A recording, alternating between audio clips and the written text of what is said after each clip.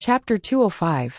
Seeing that Su Qingsang was looking outside from time to time, he leaned over and introduced it to her. That's the largest central square in Rong City. Next to it is the largest department store in Rong City. Tianyu Group was involved in both of them. Many famous buildings in this city were built by Tianyu Group. Su Qingsang didn't say anything. The car drove away from the city center and gradually slowed down. Su Qingsang poked her head out to take a look. There were almost no people on both sides of the road. The car drove into a carved gate. They drove forward for a while before stopping. The driver got out of the car first and opened the door for them. Before Su Qingsang got out of the car, she was shocked by the building in front of her. It was completely in the style of a European castle from the last century. It was about 5 or 6 stories and looked like a Byzantine house. She stood at the door and looked at it. She could see a row of medium-sized fountains extending from the main building to the entrance in the distance. On both sides were huge Roman columns with lifelike sculptures that looked like the work of a master. On both sides were European-style columns with all kinds of flowers and plants. On both sides were large green lawns. Su Qingsang subconsciously turned her face to look at Hu Jinyao. He was smiling brightly at her. "Honey, we're here. Let's go in." Su Qingsang didn't move. She stood there and looked at Hu Jinyao. "Is this your home?" Hu Jinyao cleared his throat and nodded slightly. "Yes." Su Qingsang felt her forehead twitch. "Are you very rich?" "Not really." Hu Jinyao seemed to sense Su Qingsang's worry and quickly explained. "My family is rich. I'm not very rich." He only had tens of billions of yuan under his name. He shouldn't be very rich. Yes. He wasn't lying. Su Qingsang didn't want to talk. She knew very well that his not being rich was not the same as hers being poor. "What will you do if I don't want to go in?" "Honey." Hu Jinyao stepped forward and held her hand. "Don't be like this. After all, you're already married to me. If you don't come in, do you want to stay in a hotel?" "That's not impossible." "Of course not." Hu Jinyao put his arm around her waist. "Okay, honey, what if you're angry? You can beat me up when we get in. Let's go in first. My grandfather knew you were coming and has been waiting for a long time. It would have been better if he hadn't mentioned it." Once he did, Su Qingsang was even more displeased. "Hu Jinyao, you didn't tell me that you wanted to see your family. I didn't even prepare a gift." It's fine, it's fine. I'm ready." Hu Jinyao quickly said, "Honey, I'm ready. Don't be angry, okay?"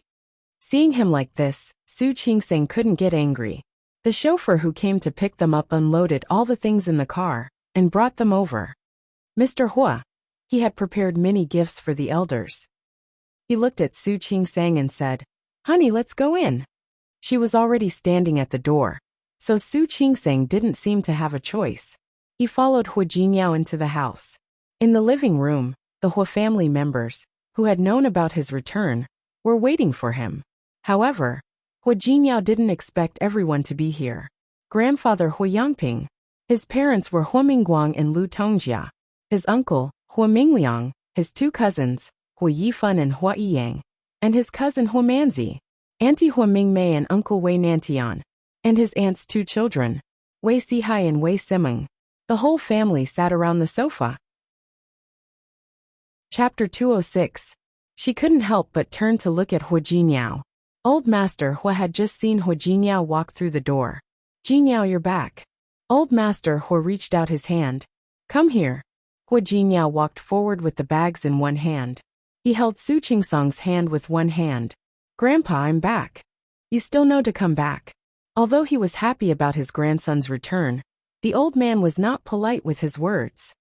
"I thought you forgot the way home." "How could that be?" Hu Jinyao was used to saying a few words every time he went out. Su Qingsang stood there, feeling at a loss for what to do for the first time. She could tell from the door that Hu Jinyao's family wasn't simple, but she didn't expect him to have so many family members. Would she have to live and interact with such a big family in the future? "Grandpa, I just wanted to bring my wife over to show you." While speaking, Hu Jinyao pushed Su Qingsang to the front and looked at Old Master Hua. "Grandpa, this is Su Qingsang, my wife. Qingsang, this is my grandfather." "Hello, Grandpa." Su Qingsang was a little reserved. She didn't have much experience with elders. The elders in her family didn't like her very much, so it was impossible for her to get close to them. Su Qingsang was a little scared to see an old man as dignified as Old Master Hua. All right. Good. Old Master Hua nodded and looked at Su Qingsang. It seemed like a good idea. I heard from Jingyao. Are you a doctor? Yes. Su Qingsang stood there with her back straight. I just graduated from my medical postgraduate program not long ago. Not bad, not bad. Old Master Hua was very satisfied, but Hua Mingguang and Lu Tongjia, who were sitting in the middle, didn't look happy. Hua Mingliang and his family were watching the show. As for Hua Mingmei's family, they did not have much power in the heaven domain, and they only received some dividends every year. However, Hua Mingmei had never liked Lu Tongjia, who was a proud sister-in-law. She was happy to see someone make trouble for her. It must be tough being a doctor, right? I've heard Hua Jingyao talk about it a few times. It hasn't been easy for you. Fortunately, it's not very tiring. Compared to the Department of Surgery and the Emergency Department, the Department of Obstetrics and Gynecology was much better. You still have to take care of your body. You're still young, so don't take it lightly. Thank you for your concern, Grandpa. I will. Su Qingsang really didn't have any experience in getting along with the elderly. She only answered Old Master Hua's questions. However, Old Master Hua was unexpectedly easy to talk to. This made her feel a lot more at ease. Even though she was still a little uneasy, Hua Jingyao gave the gift he had prepared in advance to Old Master Hua. Grandpa, this is the gift Qingsang prepared for you. It's good that you're here. There's no need to give gifts. We're family, there's no need to be so polite. Although he said that, Old Master Hua was still very happy. Hua Jingyao handed the gifts to Hua Mingguang and Lu Tongjia. Dad, Mom, this is the present Qingsang bought for you. Qingsang, these are my parents. She didn't know if it was an illusion, but when Hua Jingyao introduced his parents, he didn't seem as easygoing and friendly as when he introduced Old Master Hua. However, Su Qingsang still greeted him politely. Hello, Dad, Mom. Lu Tongjia had no intention of taking it. She sat there and glanced at Su Qingsang's face coldly. Chapter 207. Su Qingsang's expression froze, and the atmosphere in the living room suddenly became eerily quiet. No one expected Lu Tongjia to react like this, let alone Su Qingsang and Hua Jingyao. Tongjia. Old Master Hua glanced at Lu Tongjia. What are you doing? Dad, am I doing this? Lu Tongjia didn't admit it. He said that he wanted to get married without our parents' permission. He knew that the Hua family was engaged to the Su family, but he insisted on marrying this woman who came from nowhere. Why am I doing this now? Su Qingsang glanced at Hua Jingyao. She was angry at him for lying to her and hiding his identity. She didn't have time to lose her temper when she suddenly saw such a big family. How could she be despised by others first? Mom. Hua Jingyao didn't look happy either. He stood in front of Su Qingsang with a cold face. His dark eyes were especially bright at this moment. He stared at Lu Tongjia and said, Qingsang is not a woman who came from nowhere. She is my wife now. Hua Yifan and Hua Yang sat there and watched the show. The two brothers looked at each other and seemed to be very happy about the argument between Hua Jingyao and Lu Tongjia. What's with your attitude? Did I agree to you two being together? Lu Tongjia raised her voice, but Hua Jingyao didn't give in. I don't need your permission. I'm your mother. Then, you're my mother. Then what? I want you to divorce this woman immediately and marry Ruoli. Nonsense. Old Master Hua couldn't bear it anymore. Tongjia, you're not calm now. Talk to me when you calm down. Dad, I'm very calm. Lu Tongjia wanted to say something but was defeated by Old Master Hua's gaze. She had to sit back down. But she didn't like the way she looked at Hua Jingyao and Su Qingsang. Hua Jingyao ignored her and introduced Hua Mingguang. Hua Mingguang wasn't very happy either.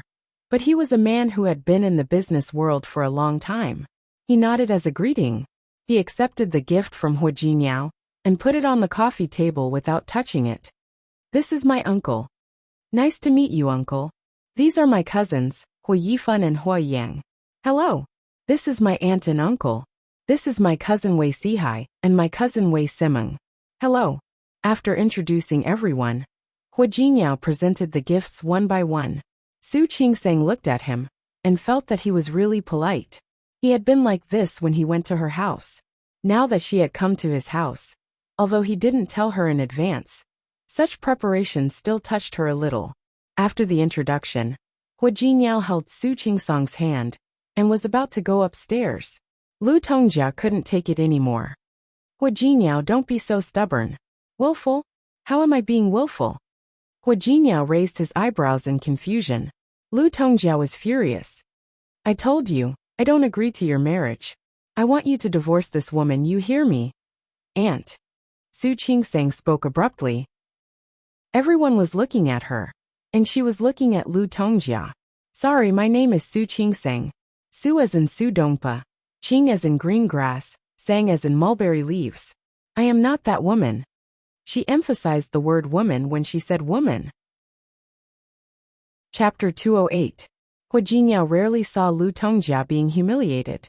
He was proud, but he didn't laugh. It was hard for him to hold back his laughter. Su Qingsang wasn't afraid of his stare. I'm sorry. I'm married to Hu Jiniao. It's not about whether you agree or not. We're already together.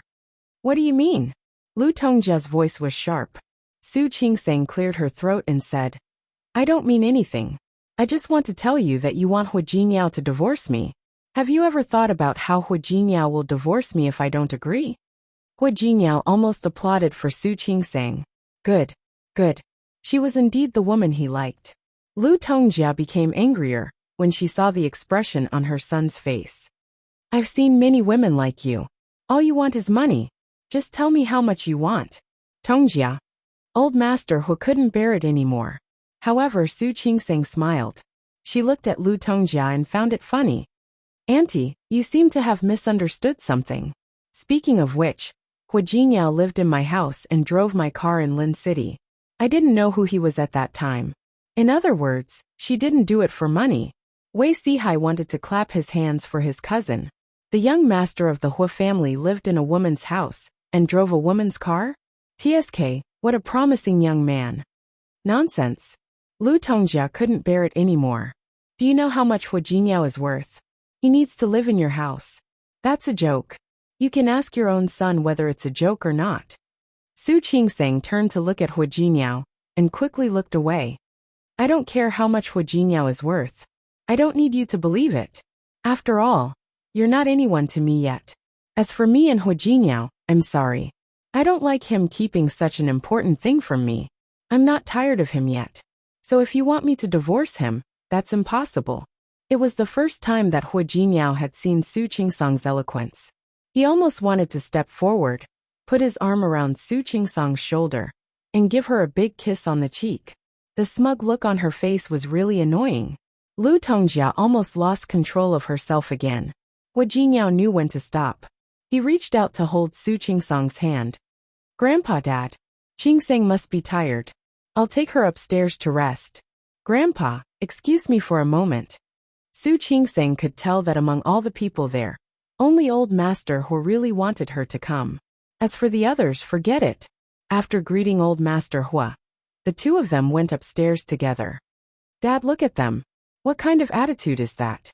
Lu Tongjia was not satisfied with her daughter-in-law, nor was she satisfied with her son. All right. Old Master Hu still didn't know about her. Everyone is here today. Don't mention those disappointing things.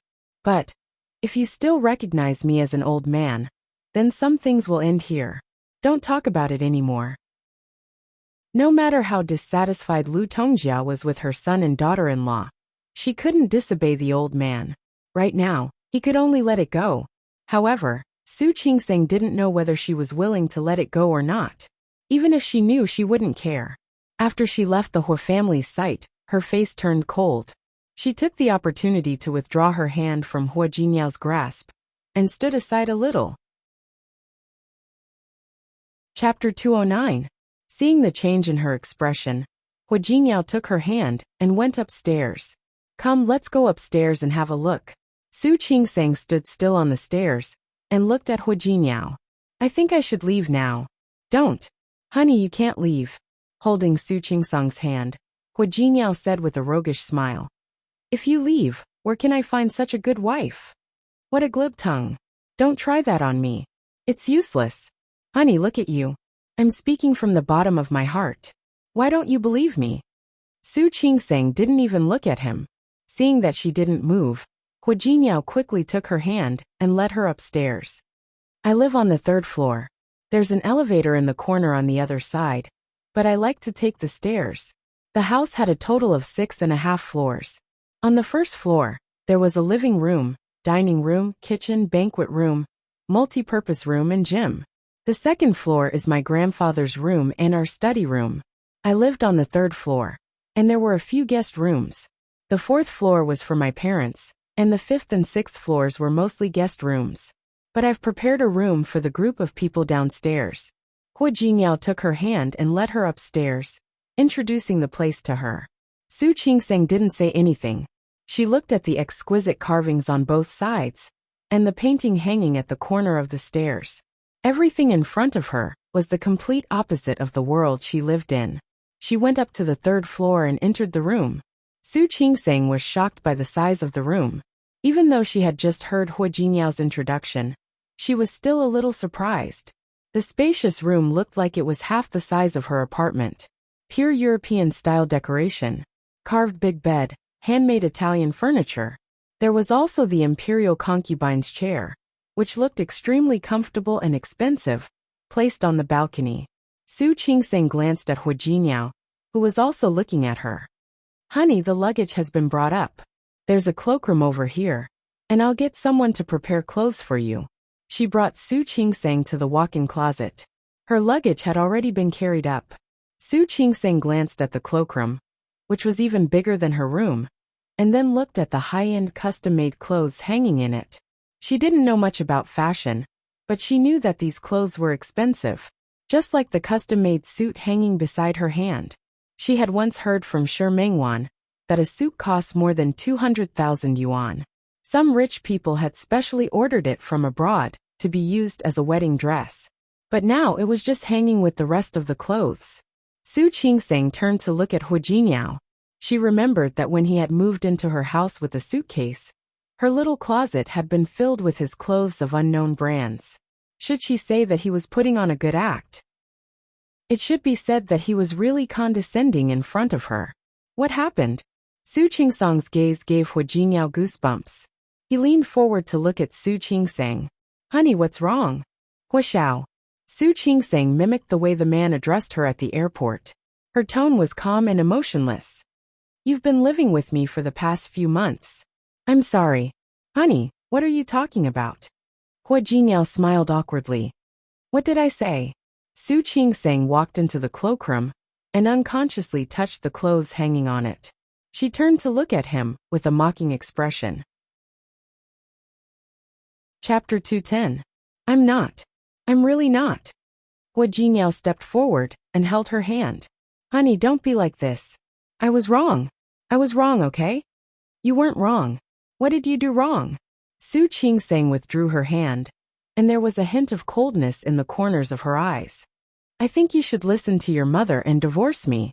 After all, a woman like me might really be with you for your money. Don't you think so? Honey, Hu Jingyao was about to lose to her. Just say it. Don't belittle yourself like this. How is it belittling? I'm telling the truth. Su Qingsang was indeed very angry. She was angry that Hu Jingyao hid it from her, and that he took matters into his own hands.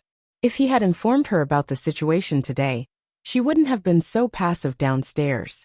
Yes, on the surface, it seemed that she didn't suffer any losses.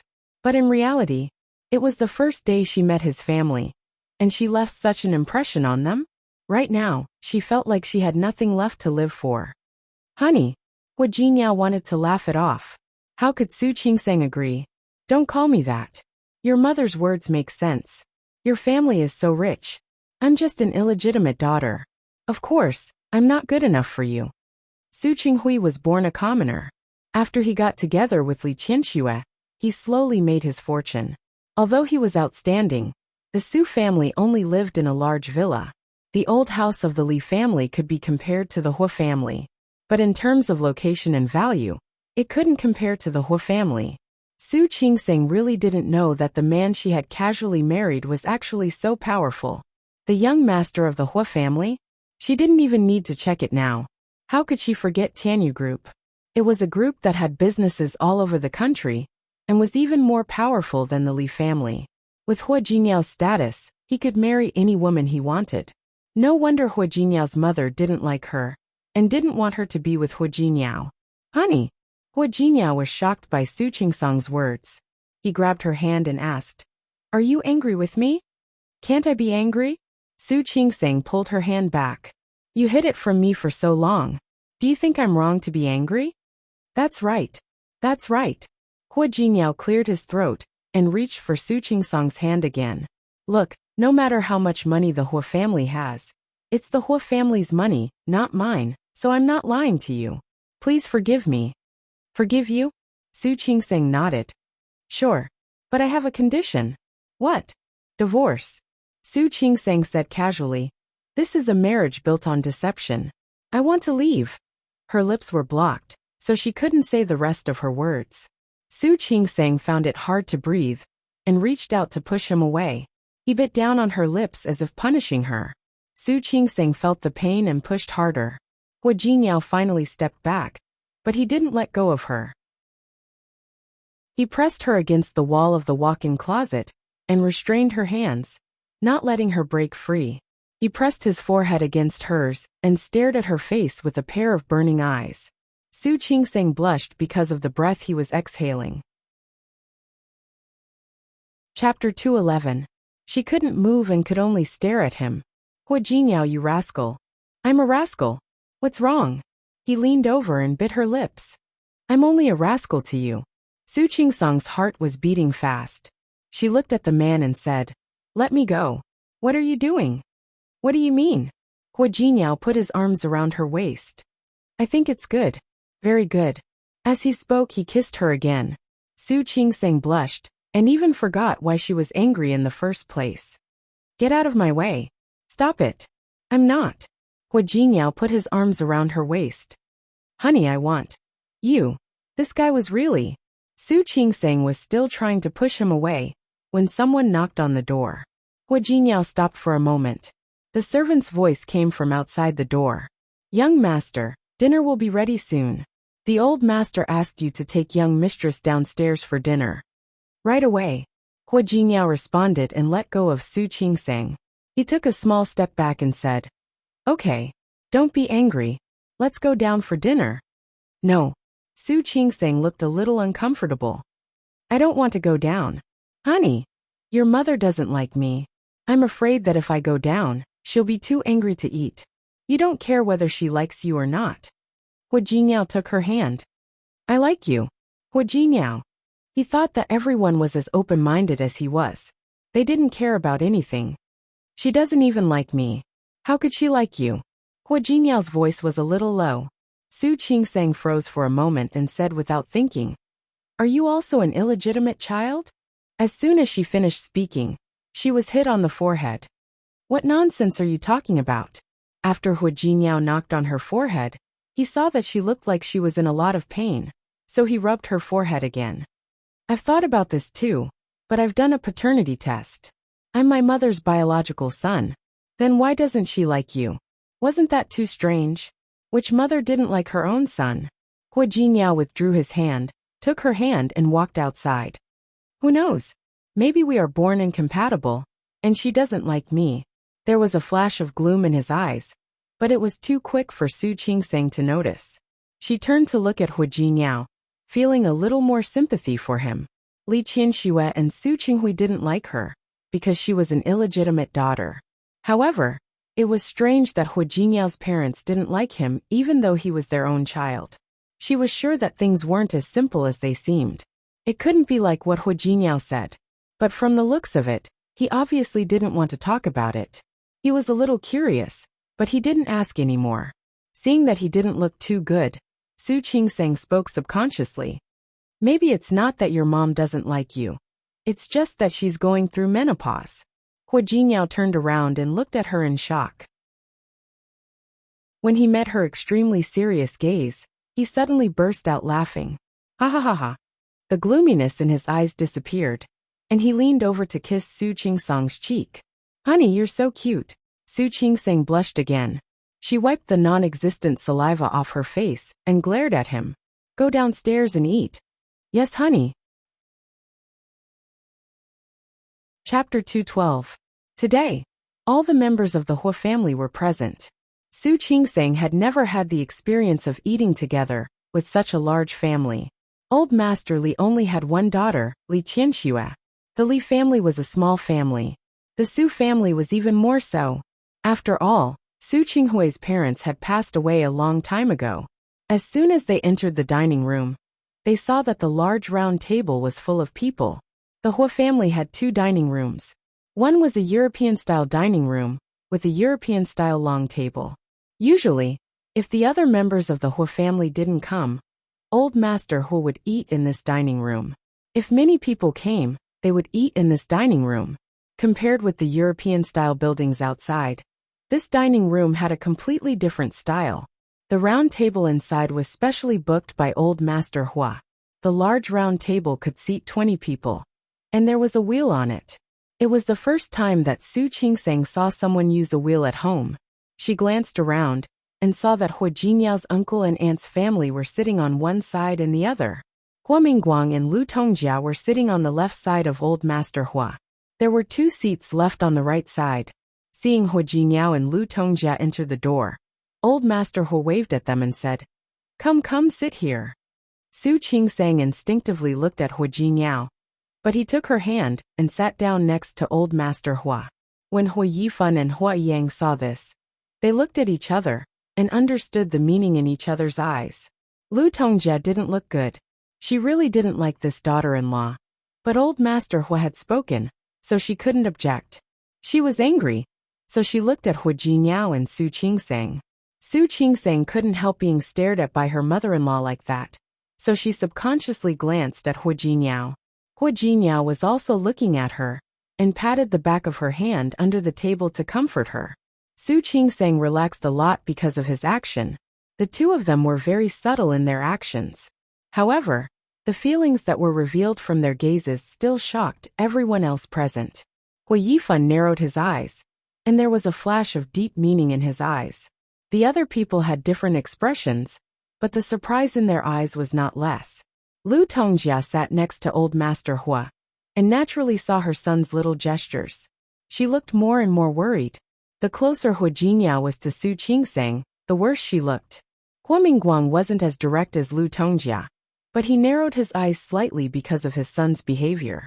The only one who was happy was probably Old Master Hua. "Today I am very happy."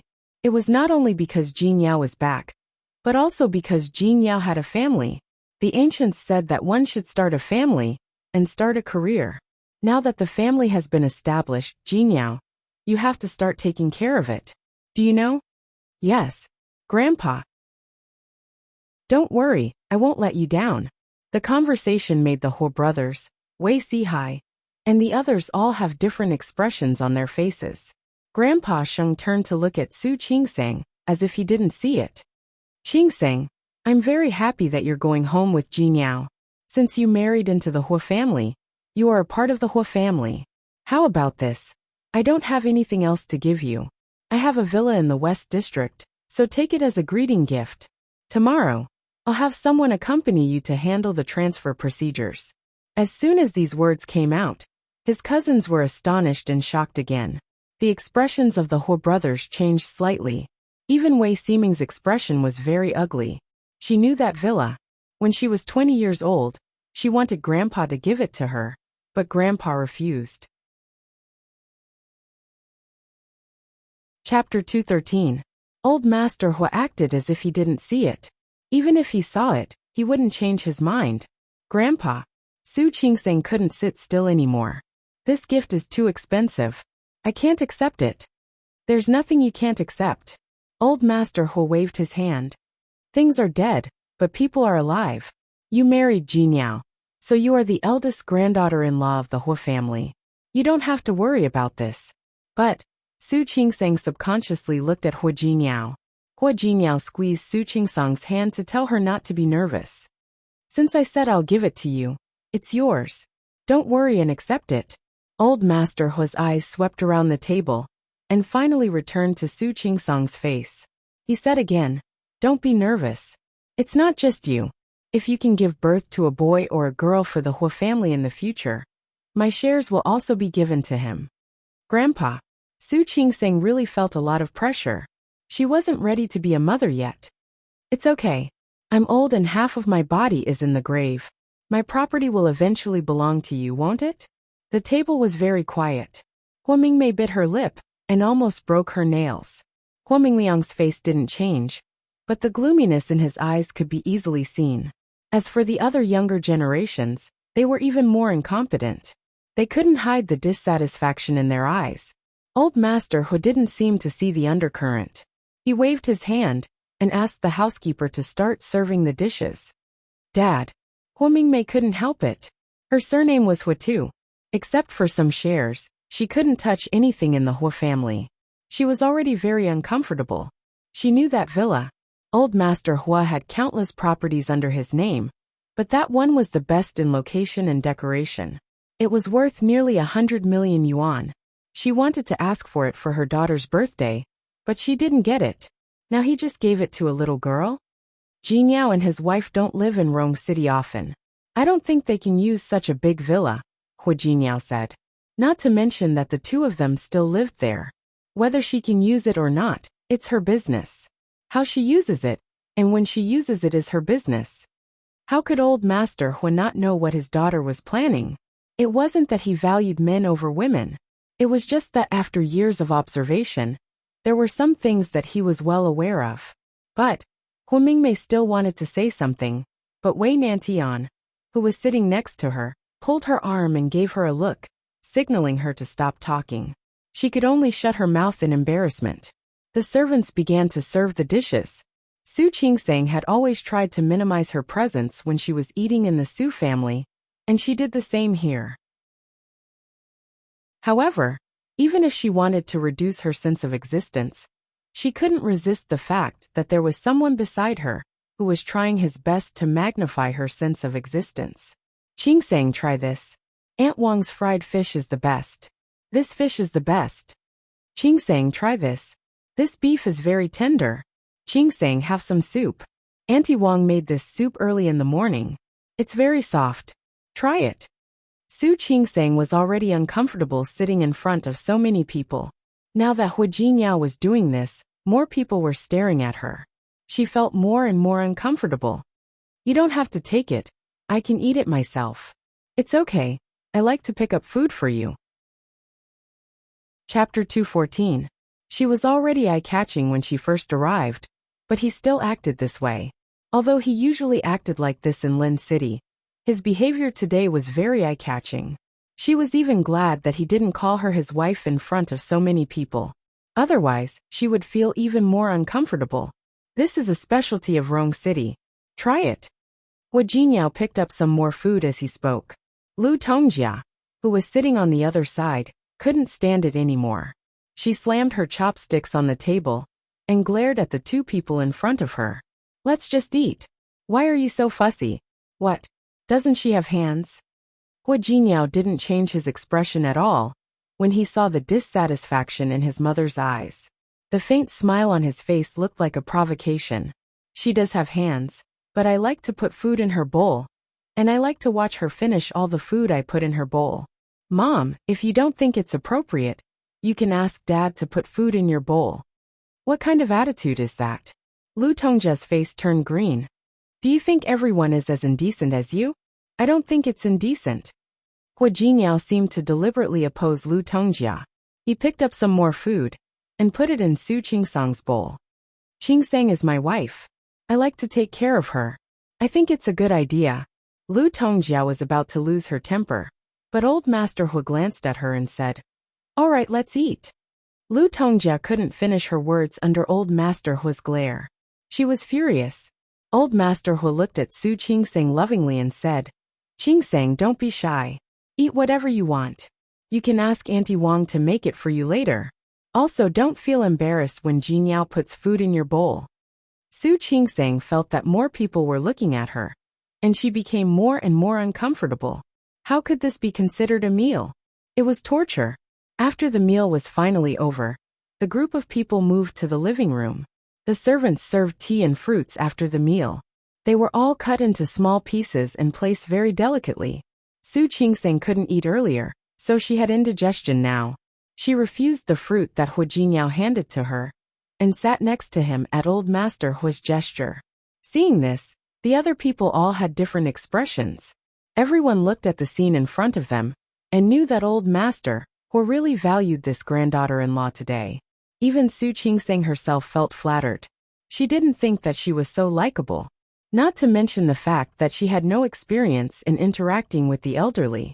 What she didn't know was that old Master Hu loved Hu Jingyao, so he would naturally like the person his grandson liked. Is it hard working in the hospital? It's all right. If you feel tired, tell Jingyao and ask him to change hospitals for you. As he spoke, he turned to look at Hu Jingyao. Go talk to that kid from the Chung family, and see if their hospital needs people. He didn't forget to explain to Su Qingseng. This Chung boy grew up with Jingyao. His family owns a hospital chain across the country. There were also many Class 3 Grade A hospitals. Let him know which hospital you want to go to. Hearing this, Su Qingseng's expression changed slightly. Just as she was about to explain, Hu Jingyao spoke first. Grandpa, I don't want to work in Rong City. As soon as he said this, everyone's eyes fell on Su Qingseng. Even old Master Hu couldn't control his expression. Chapter 215. Everyone was staring at her, which made Su Qingseng feel pressured again. She glanced at old Master Hu uncomfortably. Grandpa, I'm sorry. I'm only here to accompany Hu Jingyao for a few days. In fact, I haven't decided to come to Rong City yet. The living room was silent. Everyone looked at Su Qingseng. It didn't feel good to be stared at by such a group of people. Su Qingseng was the same. She was a little nervous. Jingyao. Old Master Hu stopped looking at her, and looked at Hu Jingyao. Hu Jingyao sighed in his heart, and sat down beside Su Qingseng. Grandpa, she's doing fine in Lin City. Even if you want her to come over, you have to let her adapt first, right? What's there to adapt to? Lu Tongjia sneered. I'm already married to you. Of course I'll follow you. Hearing this, Su Qingseng frowned again, and Hu Jingyao's face darkened. Su Qingseng couldn't help but say, Auntie, even if you don't think you're human, you don't have to say it out loud. What did you say? Lu Tongjia's face turned green. Who are you talking about? I didn't curse. Su Qingseng didn't like Lu Tongjia very much. Li Qianxua didn't like her. But at least she could maintain a peaceful front. Hu Jingyao's mother was not polite at all. You said Hu Jingyao was a chicken or a dog. You gave birth to him. So aren't you scolding yourself too? Her voice was very soft, but her words were full of protection for Hu Jingyao. Lu Tongjia's chest heaved with anger. Old Master Hu glared at her. All right. You're already so old. Don't you know what to say? Lu Tongjia gritted her teeth. She had just spoken without thinking. He glared at Su Qingseng. This woman did have a sharp tongue. The more she thought about it, the more she disliked it. Qingseng, have you enjoyed the new year? Let Jingyao take you to the hospitals in Rong City for a few days. You should take a look too. No matter what, you're married to Jingyao. Naturally, wherever he is, you'll be there too. Don't you agree? That was true. Su Qingseng didn't resist coming to Rong City at first. However, after seeing Lu Tongjia, she didn't want to. Grandpa, let me think about it. Yes. It doesn't matter. You can think about it. If you don't want to live with us, Jingyao has a house in the city. You can also go to the world of just the two of you. I got it. Thank you, Grandpa. The only person Su Qingseng liked now was old Master Hu. In the entire Hu family, it seemed that only Grandpa Hu truly loved Hu Jingyao and cared for him. Yes. Since you're here, don't be shy. We'll be a family in the future. You don't have anything to do in the afternoon, so don't stay at home. Let Jingyao accompany you to walk around. Thank you, Grandpa. You guys go ahead. I'm going upstairs to rest for a while. Old Master Hu had the habit of taking a lunch break every day. Su Qingseng stood up and followed Hu Jingyao to greet the elders before leaving. Although Lu Tongjia didn't like her, she was still very polite. As expected, The two of them didn't stand on ceremony. Anyway, Su Qingsang had already rested on the plane in the morning. After she left, Grandfather Hu didn't rush upstairs. Instead, he glanced at the crowd. Chapter 216. Everyone looked at each other, and the younger generation fell silent. Hu Mingguang looked at his father helplessly. Dad, what are you talking about? Who would dare to do anything to her? Didn't you see Jingyao protecting her? That's what he should do. Shouldn't a man protect his wife? If he can't even protect his wife, what can he do? After saying this, Old Master Hu got up and prepared to go upstairs to rest. Before leaving, he glanced at Lu Tongjia. Tongjia, I know you want Ruoli to marry Jingyao, but now they're married. You should stop thinking about it. You're too stubborn about some things, so I won't try to persuade you. But Jingyao is your son after all. You're not at the point where you can't get along with him. It was the first time Lu Tongjia had been humiliated by Old Master Hu like this. Hu Mingguang looked at his wife's face and wanted to say something, but stopped. The other two families had different expressions, but without exception, they all looked like they were watching a good show. Su Qingsang and Hu Jingyao didn't know any of this. Rong City was in the north, and it was already very cold. The coldness here was different from the coldness in the south. As soon as Su Qingsang walked out of the door, she staggered because of the cold wind. Hu Jingyao helped her up with a smile on his face. What's wrong? Are you so scared that your legs are weak? Who's scared? Su Qingsang steadied herself and looked at her feet. See, there are steps. I didn't notice. Yes. Hu Jingyao reached out to hold her hand. I thought that you'd just calm down, and your legs went soft after you calmed down. You're the one who's weak. She was someone who dared to dissect a corpse. How could something like this make her legs weak? Hu Jingyao put his arm around her shoulder and said, Okay, my wife is beautiful and bold. I'm so lucky to marry you. Su Qingsang couldn't stand it anymore. Stop fooling around. Come on, I'll take you to play. Where do you want to go? Anywhere. I'm not familiar with this place. Rong City used to be quite prosperous. There's an ancient city here, not far from here. I'll take you there. What do you think? You decide. Since it was his territory, they would naturally listen to him. Hu Jingyao took her to the car, and they went to the famous ancient city of Rong City. The ancient city was built in the Ming Dynasty. It had been preserved very well. Su Qingsang liked this kind of place. He felt that it was a little interesting. It wasn't small, but the two of them walked around for an entire afternoon. After they came out, Hu Jingyao said he would take her to dinner. Su Qingsang said that she wanted to eat the local specialties of Rong City. In fact, the food in Su Qingsang City was quite spicy, but the people here didn't eat spicy food. But it was good to eat it occasionally. After dinner it got dark. Su Qingsang thought that Hu Jingyao would take her home, but she didn't expect him to say that he had already made arrangements. She followed him, and the two of them strolled around the night market. Although it wasn't as lively as the south, it still had a unique flavor. Seeing that it was almost 9 o'clock, Su Qingsang thought that they would be going home soon. However, Hu Jingyao brought her here again. He looked up at the signboard. It should be a clubhouse. Hu Jingyao led her into the door, upstairs and into the elevator. Someone led the way in front. Hu Jingyao squeezed her hand and said, A few of my childhood friends knew that I was back and insisted on welcoming me. We had no choice but to go and entertain them. Chapter 217. Hu Jingyao seemed to know what she was worried about and patted her shoulder. Yep, just a few childhood friends. They usually have a good relationship with me. They could be considered to have grown up together. If you really come to Rong City in the future, you'll have to ask these boys to help you with some things. How can you say that about me? Hearing that, Su Qingsang knew that they had a good relationship, so she relaxed a lot. You're being too polite. You'll know when you see him.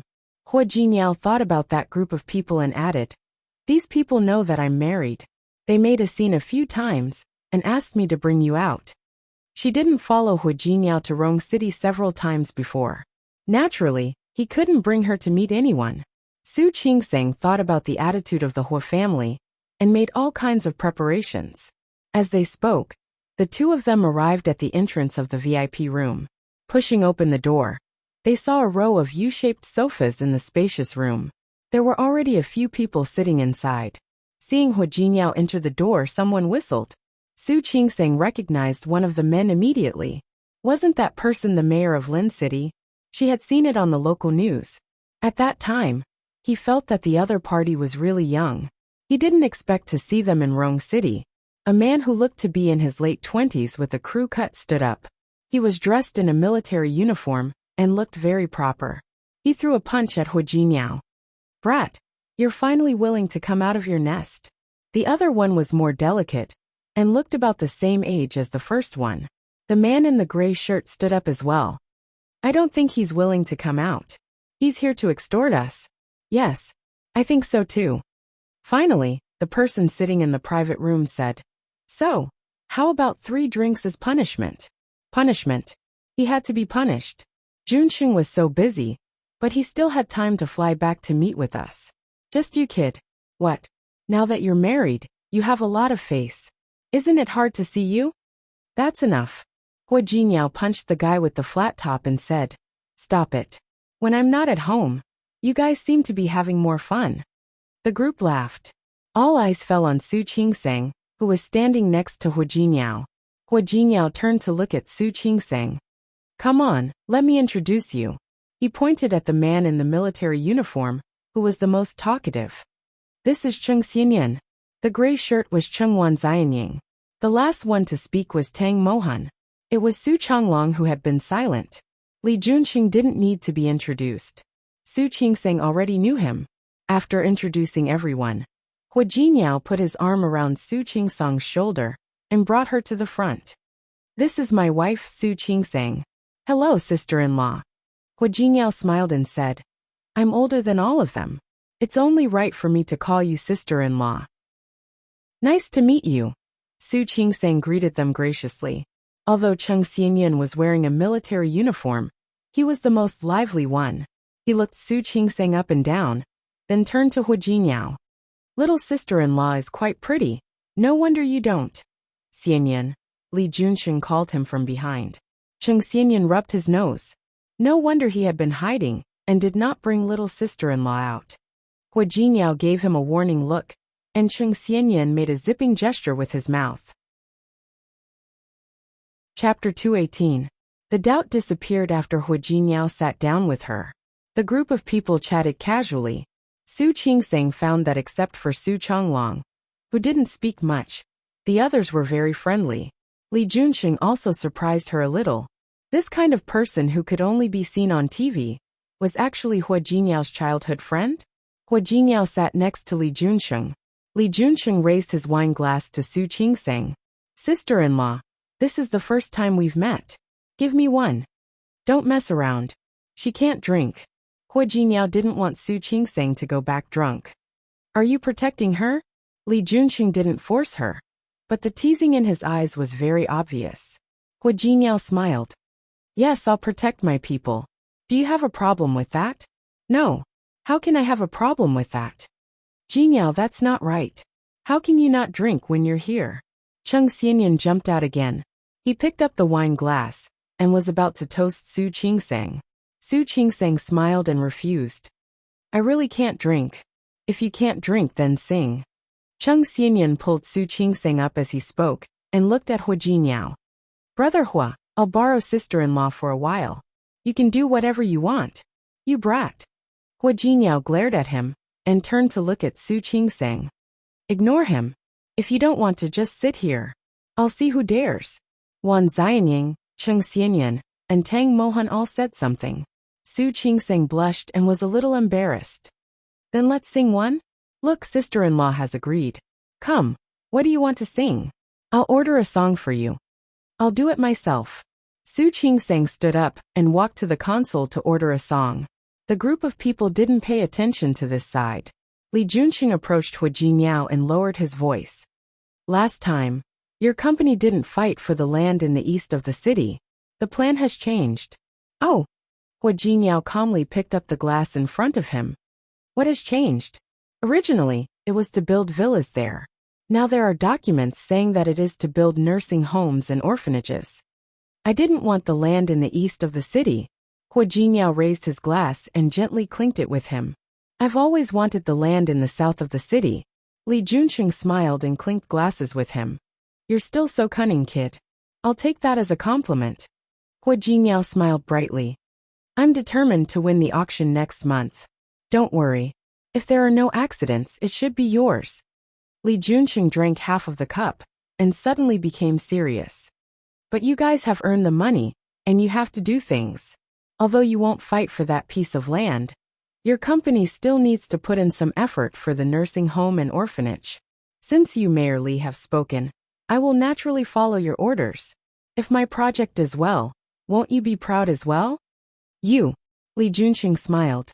Hua Jingyao knew that he had always been ambitious. The two of them clinked their glasses. Nothing needed to be said.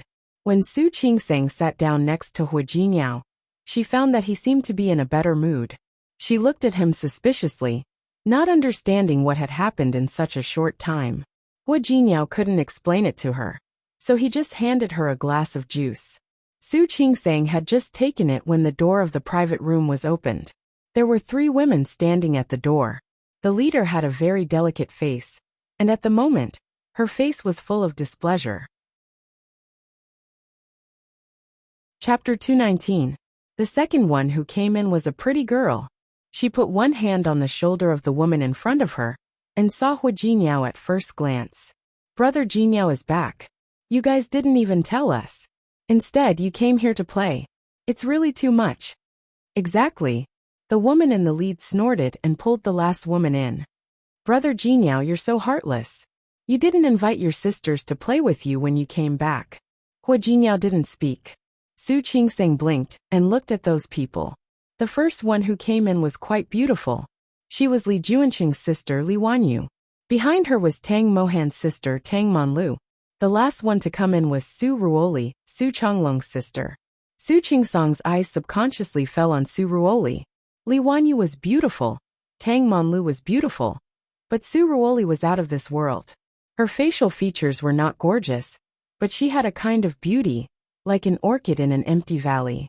Inexplicably, Su Qingseng felt a vague sense of threat. She subconsciously glanced at Hua Jingyao. Hua Jingyao picked up the grapes on the coffee table and put them to her mouth. Here, have a grape. Su Qingseng subconsciously opened her mouth, but found that the 3 women were looking at her. Brother Jingyao. Li Wanyu went forward and sat next to Li Junsheng. Who is this? My wife. Su Qingseng. Hua Jingyao told Su Qingseng the names of the rest of the people. Hello. Su Qingseng nodded slightly as a greeting. Li Wanyu and Tang Monlu looked at each other, and Tang Monlu sat next to Hua Jingyao. Brother Jingyao, you got married in a low-key way. Didn't the whole Rong city hear about it? Tang Monlu said half-jokingly. Exactly, Brother Jingyao. You didn't find a random woman to fool us, because you wanted to be forced to marry by Aunt Hua. Did you? Wanyu. Li Junsheng glared at his sister with a bit of coldness in his eyes. Don't talk nonsense. Except for Li Junsheng, the other men looked at each other and didn't say anything. Even Qing Xianyan, who had always been lively, sat motionless. How is this nonsense? Li Wanyu raised her eyebrows and glanced at Su Ruoli, who had come in but had not yet sat down. Everyone knows that Auntie Hua's favorite person is Li Wanyu. Li Juanqing's expression was already quite ugly. If you continue to talk nonsense, you can leave. Brother, what are you doing? Am I your little sister? Li Junsheng was unmoved. Today is a gathering for us men. You girls go home first. I don't want to. Li Wanyu didn't want to. If it's a gathering for men, then why is she here?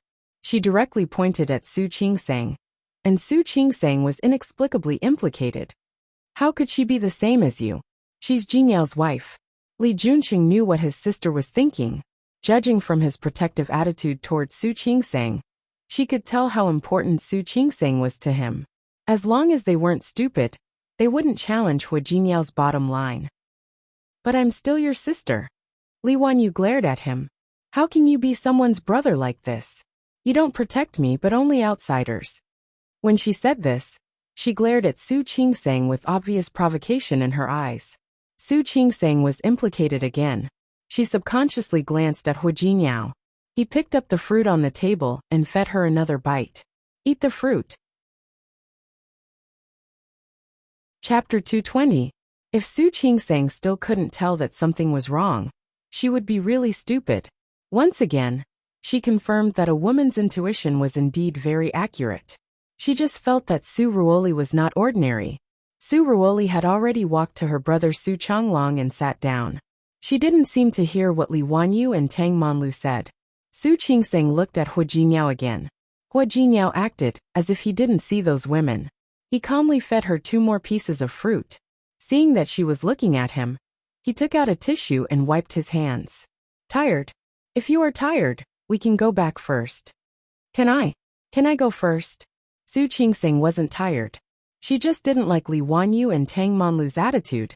However, she was more curious about the relationship between Su Ruoli and Hu Jingyao. Why did everyone else look at them as if they were having an affair? Brother Jingyao, what do you mean? Li Wanyu bit her lip. Her beautiful face was a bit aggrieved. We are here, and you want to leave? Yes, Brother Jingyao. What's wrong? You don't like us now that you are married? Tang Monlu also said. She was obviously dissatisfied with Hu Jingyao's behavior. Wanyu, Monlu, Li Junxing and Tang Mohan obviously didn't like their sister being so immature. The 2 of them felt quite aggrieved and looked at Su Ruoli together. Su Ruoli felt their gazes and smiled faintly. Jingyao just came back today. I think he is tired. Anyway, he is back. There is still a long way to go. Don't force him to stay. Sister Ruoli. Li Wanyu looked at Su Ruoli. Su Ruoli didn't say that just now. Su Changlong was also looking at his sister. In fact, they were twins. Su Ruoli was only born 10 minutes earlier than him. In his heart, he knew about the engagement between the Su family and the Hu family. That was why he hadn't said anything since just now. He couldn't particularly accept that a woman from nowhere had become Hu Jinyao's wife and taken away his sister's position. All right. Don't we often go out to play? We can't stop playing when Jingyao is gone, right? Su Ruoli spoke again. The others didn't speak and only looked at Hu Jingyao. The atmosphere was a little strange. Su Qingsang pulled Hu Jinyao's hand and said, I'm not too tired. We can leave later. He had been staying in Lin City these days and hadn't come back. It was rare for him to come back. If he left just like that, it wouldn't be good. Her dislike of society did not mean that she was ignorant of the ways of the world. Then let's play a little longer. Hu Jingyao looked like he would do anything for Su Qingsang.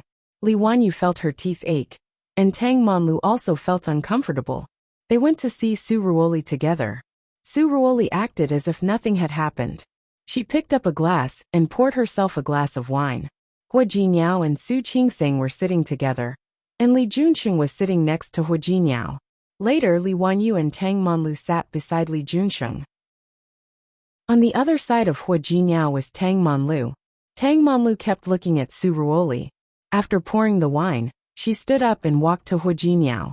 Tang Monlu took the opportunity to stand up and give her seat to Su Ruoli. Sister Ruoli, sit here.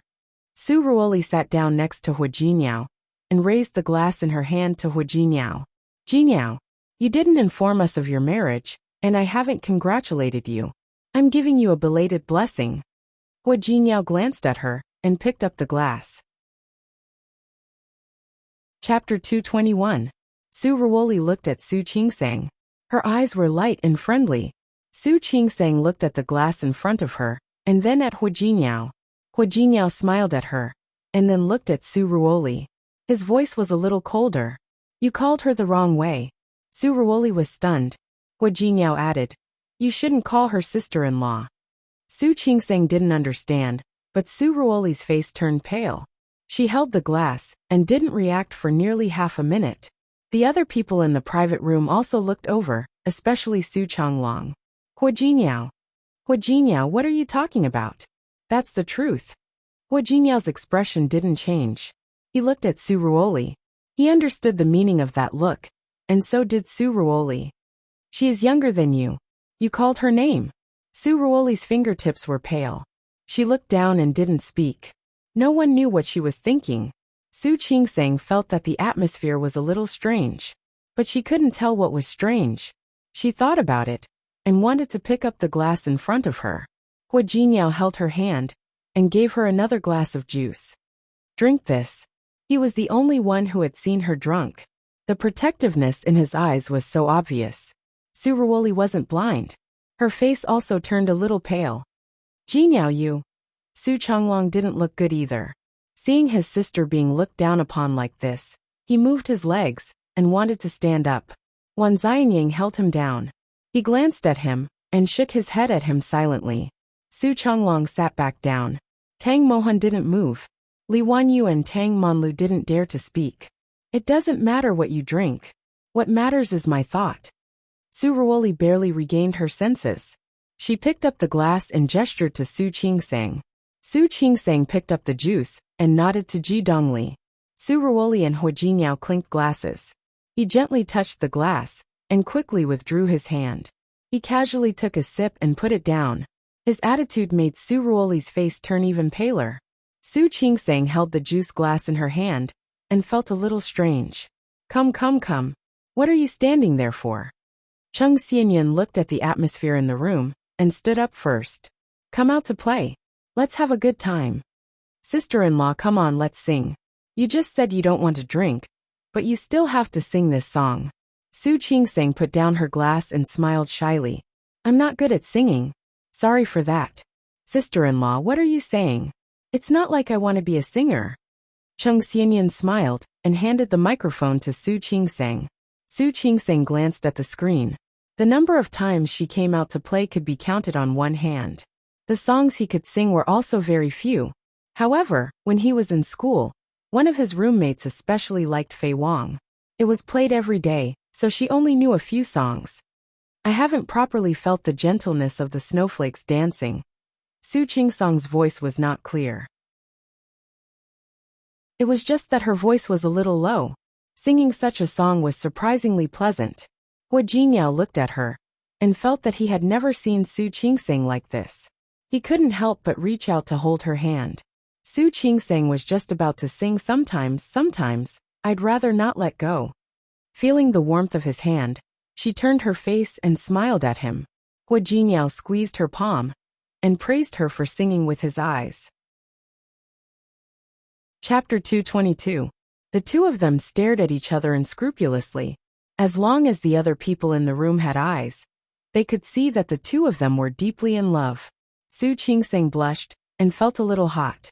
However, there was a trace of joy and happiness in her heart. Su Ruoli's face became paler and paler like a piece of paper. She could fall down at any time. After the song, Hua Jinyao applauded. The other people in the room couldn't refuse. Su Ruoli sat still.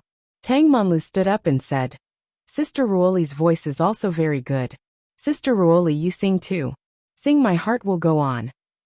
While speaking, she gave Su Qingsang a provocative look, but found that Su Qingsang wasn't looking at her at all.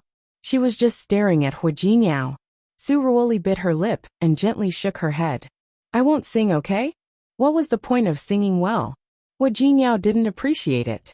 Tang Monlu insisted on ordering 2 difficult songs for Su Ruoli. Then she took the initiative to put the microphone in Su Ruoli's hand. Su Ruoli's voice sounded soft and delicate, but it was really good when she sang. Su Qingsang couldn't help but look at her again. She found that she was singing My Heart Will Go On. But she was looking at Hua Jinyao. She pursed her lips and gently touched Hua Jinyao. Then she looked at him with a bit of a teasing look in her eyes. She didn't know that Hua Jinyao was concentrating on peeling grapes for her. Come on, eat more fruit. It's much drier here than in Lin City. Su Qingsang didn't know what to say. She opened her mouth to eat the grapes that Hua Jinyao handed to her. She was passively showing off her love. Everyone else in the room saw this, and understood what was going on. After Su Ruoli finished, there was also applause in the room. But compared with Su Qingsang, the applause was a little different. Su Ruoli's expression didn't change, but Tang Monlu began to feel wronged for her. She wanted to stand up for her, but was stopped by Tang Mohan. Brother. Tang Monlu was unhappy. Tang Mohan coldly stared at her. She immediately shrank her neck and didn't dare to speak. The people in the room grew up together and had a similar relationship.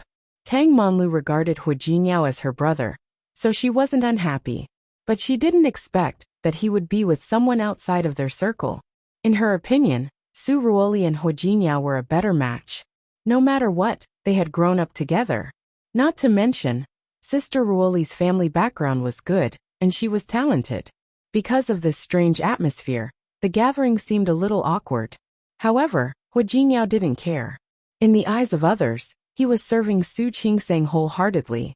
What she didn't know was that in the eyes of others, this scene was even more unsightly, and they disliked Su Qingseng even more. In the past, Hu Jiniao had been nice to Tang Monlu and Li Wanyu, but that was only for the sake of their families and their elder brothers. But looking at how he treated Su Qingseng, the difference was obvious. Everyone present had different thoughts, but it was a joyous and harmonious scene. After the party, Su Qingseng was really tired. By the time the car stopped in front of the Hu mansion, she had already fallen asleep. Hu Jiniao looked at her sleeping face and wanted to wake her up. But looking at her sleeping face, he didn't want to wake her up, so he went around to the other side and gently carried her inside. It was late at night in the mansion, and Su Qingseng was very light. She was really tired today. She didn't wake up, but found a relatively comfortable position in Hu Jiniao's arms and fell asleep again. Chapter 223. Hua Mingguang was the chairman of Tianyu Group. A few years ago, Old Master Hu forcefully gave the position of CEO to Hu Jiniao. Lu Tongjia was the daughter of the Lu family. Her family also had a business. Ever since she married Hua Mingguang, she had been in charge of several foundations and had been elected as the president of the Women's Chamber of Commerce. In fact, she was also very busy every day, and she was not much more relaxed than Hua Mingguang. At this time, she should have gone to bed. It was only when he heard the sound of a car that he stopped to take a look. She didn't expect to see such a scene. Her good son, who didn't have much of a good face in front of his own family, was carrying the woman she didn't approve of into the house. Looking at her son's careful and protective expression, she really didn't know that her son was a sentimental person. Lu Tongjia didn't know what to feel, but she didn't like it. "Mom!" Hu Jiniao greeted her when he saw her. He turned around and carried Su Qingseng upstairs. Su Qingseng moved a little when she heard the voice. Hu Jiniao hugged her tightly and unconsciously lightened his footsteps. The look on Lu Tongjia's face grew darker and darker. Watching her son's figure disappear behind the stairs, her gaze became determined. Su Qingseng had a good sleep. Although she was going to a new place, Hu Jiniao was by her side. She had gotten used to falling asleep in Hu Jiniao's arms, so she didn't feel uncomfortable. She got up early in the morning and found that Hu Jiniao was not in the room. She looked down from the window. He didn't notice it yesterday, but the backyard was even bigger than the front yard. She immediately noticed that Old Master Hua was practicing boxing on the spacious lawn in the backyard. On the other side of the lawn was a swimming pool, and Hu Jiniao was swimming in it. She knew he had the habit of exercising every morning, but this was the first time she had seen him swim. The temperature outside wasn't high. Wasn't he cold? She quickly changed her clothes and followed him downstairs. The old man was over 80 years old and was in good health. It was because she paid attention to maintaining her health. The old man liked to do Tai Chi. He pushed back and forth, and his moves looked quite standard. Turning around, Old Master Hua found that Su Qingseng had also come down. He smiled at her and retracted his fist. "Qingseng, you're awake? Why don't you sleep a little longer?" Su Qingseng smiled. It didn't feel good to sleep here for too long. She changed the topic. "Grandpa's boxing is very good. Do you want to learn? If you want to learn, I can teach you." "That's good." Su Qingseng stuck out her tongue, feeling a little embarrassed. "It's just that I don't have a stable mind. I'm afraid I can't hold on." There were a lot of things to do in the hospital, and she was only free for a few days. He was afraid that he would still be busy when he returned to Lin City. "I'm fine. When you have time, you should learn a few moves to strengthen your body." What Old Master Hua said was true. He was really going to teach Su Qingseng. Su Qingseng glanced at Hu Jiniao, who was still swimming happily in the water. She could only bite the bullet and learn. After learning a few moves, he became interested. His punches and kicks weren't as good as old Master Hua's, but it was still acceptable. Not bad, not bad. He had talent. For the next few days, you will wake up early and practice with me. Sure.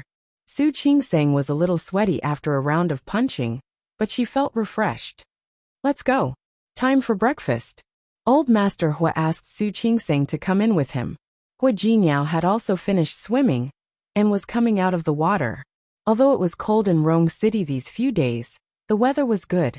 The morning sun shone on Hua Jinyao's body, and his strong figure was clearly visible. Su Qingsang couldn't help but take a few more glances. She turned around and found old Master Hua's teasing gaze. Chapter 224. Old Master Hua smiled and patted her hand. You look at him every day. It seems that you are very satisfied with Jinyao. Grandpa. Su Qingsang blushed and felt extremely embarrassed. Old Master Hua stopped teasing her and led her into the house. Lu Tongjia had already gotten up. She glanced at Su Qingsang with an indifferent expression. Good morning, Auntie. She was Hua Jinyao's mother, but she didn't want her to call her mom. Lu Tongjia didn't look at her. She walked past her and went straight to the dining room. Girl. Old Master Hua sighed. Don't take it to heart. Grandpa, don't worry. I won't. Su Qingsang didn't have much experience with old people, but she really liked old Master Hua. Hua Jinyao came after taking a shower and changing his clothes. He still sat next to Su Qingsang. The others didn't usually live here, so only the few of them had breakfast. Hua Mingguang also got up early. He glanced at Hua Jinyao when he was about to go out after breakfast. Since you're back, you have to deal with business. Don't just care about love and... He swallowed the unpleasant words when he met old Master Hua's warning gaze. Hua Jinyao did have a lot of business to deal with today. Other than the one he had left behind, he was still in Lin City. He looked at Su Qingsang and felt a little conflicted. He was supposed to take her out to play. It's okay. Go to work. I'll stay with Grandpa. Su Qingsang was quite considerate. Hua Jinyao looked at her and felt that this woman was becoming more and more like him. Ignoring the fact that there were other people around, he kissed her on the cheek and said, Okay. I'll go to work. You stay at home with Grandpa. I'll come back to eat with you tonight. Okay. Su Qingsang nodded, and Hua Jinyao went to work. After breakfast, old Master Hua took Su Qingsang to his study. It was the first time Su Qingsang entered old Master Hua's study. She looked straight ahead and entered the door, then stood on the side like a primary school student. You don't have to be so nervous. Come here. Thank you, Grandpa. Su Qingsang relaxed a little. Old Master Hua sat down behind the desk. Su Qingsang glanced at the room and saw a few paintings hanging on the wall. They seemed to be authentic works, but she didn't know much about them. Old Master Hua bent down and took out a box from the bottom drawer. He opened it and handed it to Su Qingsang. This was left behind by Jinyao's grandmother. He had promised that he would give it to the eldest granddaughter-in-law. Now that he's married, it's naturally yours. Su Qingsang glanced at the box. It was an antique jade bracelet that seemed to be of good quality. Grandpa, this is too expensive. I can't take it. Keep it. I've said it before, things are dead, but people are alive. Old Master Hua seemed to think of something and was a little sad. When his grandmother was alive, she loved him the most. At the mention of his wife, old Master Hua paused. The look in his eyes became more and more reluctant. You're married to Jinyao now. This is yours. Grandpa. Su Qingsang looked at the box and didn't dare to take it with her hands. I'm a doctor. I can't wear this. It's okay. Keep it. Old Master Hua waved his hand. Do you know how to play chess? Do you want to play a game with me? No. Su Qingsang was a little embarrassed. At best, she only knew the rules. It's okay. Let's go downstairs. Old Master Hua didn't say anything else, since he had given her what he wanted to give. He took Su Qingsang downstairs. Su Qingsang followed behind him, still holding the box in her hand. She was still thinking about telling Jinyao about it when he came back. Suddenly, she saw a person sitting in the living room who shouldn't be there. Chapter 225. Su Qingsang stood still at the top of the stairs. Old Master Hua also saw Su Ruoli, who had already stood up. Grandpa Hua, the girl from the Su family is here? Old Master Hua waved his hand and gestured for her to sit down. Sit down. Don't be so polite. Thank you, Grandpa Hua. Old Master Hua sat down on the sofa. When he saw Su Qingsang sitting there motionlessly, he reached out to her.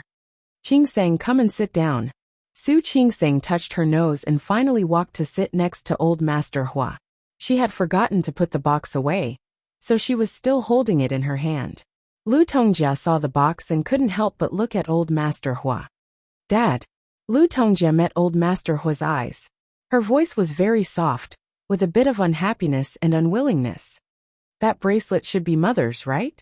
Old Master Hua nodded. Yes, it was left by your mother. Why is it in her hand? Su Qingsang was a little confused when she realized that the topic had shifted to her. Was there anything special about the bracelet on her wrist? Jingyao married her. Who else could it be given to if not her? But Lu Tongjia's face was quite ugly. How can he give it to her? How is she worthy of it? Every word she said was very soft, but there was a strong sense of dissatisfaction in it. I don't see why she is not worthy. Old Master Hua looked protective. She is Jingyao's wife now. Why is she not worthy? This is for the eldest granddaughter-in-law. Back then Lu Tongjia paused and looked at Old Master Hua again. Anyway, she is not worthy. Su Qingsang was a little embarrassed. The box in her hand became a little hot. She didn't know whether she should take it or not. Su Ruoli just sat there and didn't say a word. Tongjia, I know what you are thinking. You just don't think she is worthy of Jingyao. But now they are married. And I think she is worthy. Very worthy. Dad. Lu Tongjia's face was really ugly now. There are guests here. What are you talking about? Nothing. The girl from the Su family is also here, so I can show my attitude. Su Ruoli, you are very good, very good. However, your fate with the Hua family is still a little lacking. I believe you are a good boy. I also believe that you will have a bright future. So, let's forget about our previous agreement. Su Ruoli didn't expect Old Master Hua to be so direct. Her face was pale and she almost couldn't sit still. Grandpa Hua, I'm old, and I don't have many years left to live. I don't care about life and death anymore. I only wish for you juniors to be happy. It's the same for everyone. Su Qingsang couldn't help but give Old Master Hua a look of admiration. Humans. Living with a clear mind was also a skill. However, there were many people who lived their lives in obscurity. There were very few people like Old Master Hua, who were as open-minded as him. Grandpa Hua. Su Ruoli finally found her voice. What are you talking about? I'm here today to visit Auntie. After all, I haven't seen Auntie Hua for a long time. Auntie Hua always takes care of me. Yes, I know you are a good boy. I haven't seen you for a long time. You can leave after dinner. Thank you, Grandpa Hua. Chapter 226. At noon, Hua Jingyao came back. It was a long way from the company. She didn't expect him to come back for dinner. Seeing the teasing look in Old Master Hua's eyes, Su Qingsang almost couldn't sit still. Su Ruoli's eyes lit up when she saw Hua Jingyao, but they soon dimmed down. Lu Tongjia was upset after being scolded by Old Master Hua, so she didn't say anything. Old Master Hua was very happy that his grandson came back to eat with him. When the dishes were served, she asked Hua Jingyao to sit next to her. As soon as Hua Jingyao sat down, they began to show off their affection again. It wasn't as exaggerated as yesterday, but from time to time, he would pick up some food and ladle some soup for Su Qingsang. Lu Tongjia had seen it the day before. Today she only felt a headache. She didn't have any other expression on her face. It was the first time that Su Ruoli had seen Hua Jingyao like this. She was surprised and refreshed. She didn't expect Hua Jingyao to have such a side to him. In her memory, Hua Jingyao was quite casual in front of his childhood friends, but he was very serious outside. Other than in front of Old Master Hua, he had never shown this side of him, not even in front of his parents. Was this man really Hua Jingyao? Su Ruoli looked at the couple in front of her and felt suffocated. He couldn't taste the food at all. Old Master Hua talked to Hua Jingyao from time to time. He knew what the other two were thinking, but he didn't have time to care. Lu Tongjia didn't have much of an appetite. She took a few bites and went upstairs. When she left, she looked at Su Ruoli apologetically, but did not say anything. Old Master Hu needed to take a nap after lunch. Before going upstairs, he glanced at Hu Jinniao and said, "Jinniao, you can send the girl from the Su family home later." "All right, Grandpa." Hu Jinniao stood there motionlessly, his expression calm. Su Qingsang smiled at him and gestured for him to see the guest out. She wasn't jealous? Hu Jinniao narrowed his eyes. He was obviously dissatisfied, but he still went to see Su Ruoli off. How could Su Ruoli not see the look between the two of them? Feeling a little suffocated, she smiled and said to Hu Jinniao, "Jinniao, thank you." "Not at all." Hu Jinniao and Su Ruoli got in the car. In fact, the Su family was not far from the Hu family. After getting in the car, Su Ruoli fastened her seatbelt and kept her eyes on Hu Jinniao. "Jinniao, there were a lot of people yesterday. There were some things that were not convenient to say." Su Ruoli seemed to hesitate. Thinking of what had just happened, she still felt that it was a bit glaring. "Are you serious? We've already gotten our marriage certificate. Do you think I'm serious?" Hu Jinniao started the car with an unruly smile on his face. Su Ruoli felt bitter. "Is that so? Why her? It's fate." Su Ruoli didn't believe it. Hu Jinniao was not a person who believed in fate. "But if not for her, then the two of us, could we? She hesitated. But she didn't know that Hu Jinniao was much more determined than she thought. "There are no ifs. Ruoli, you know very well that it's impossible for us to be together."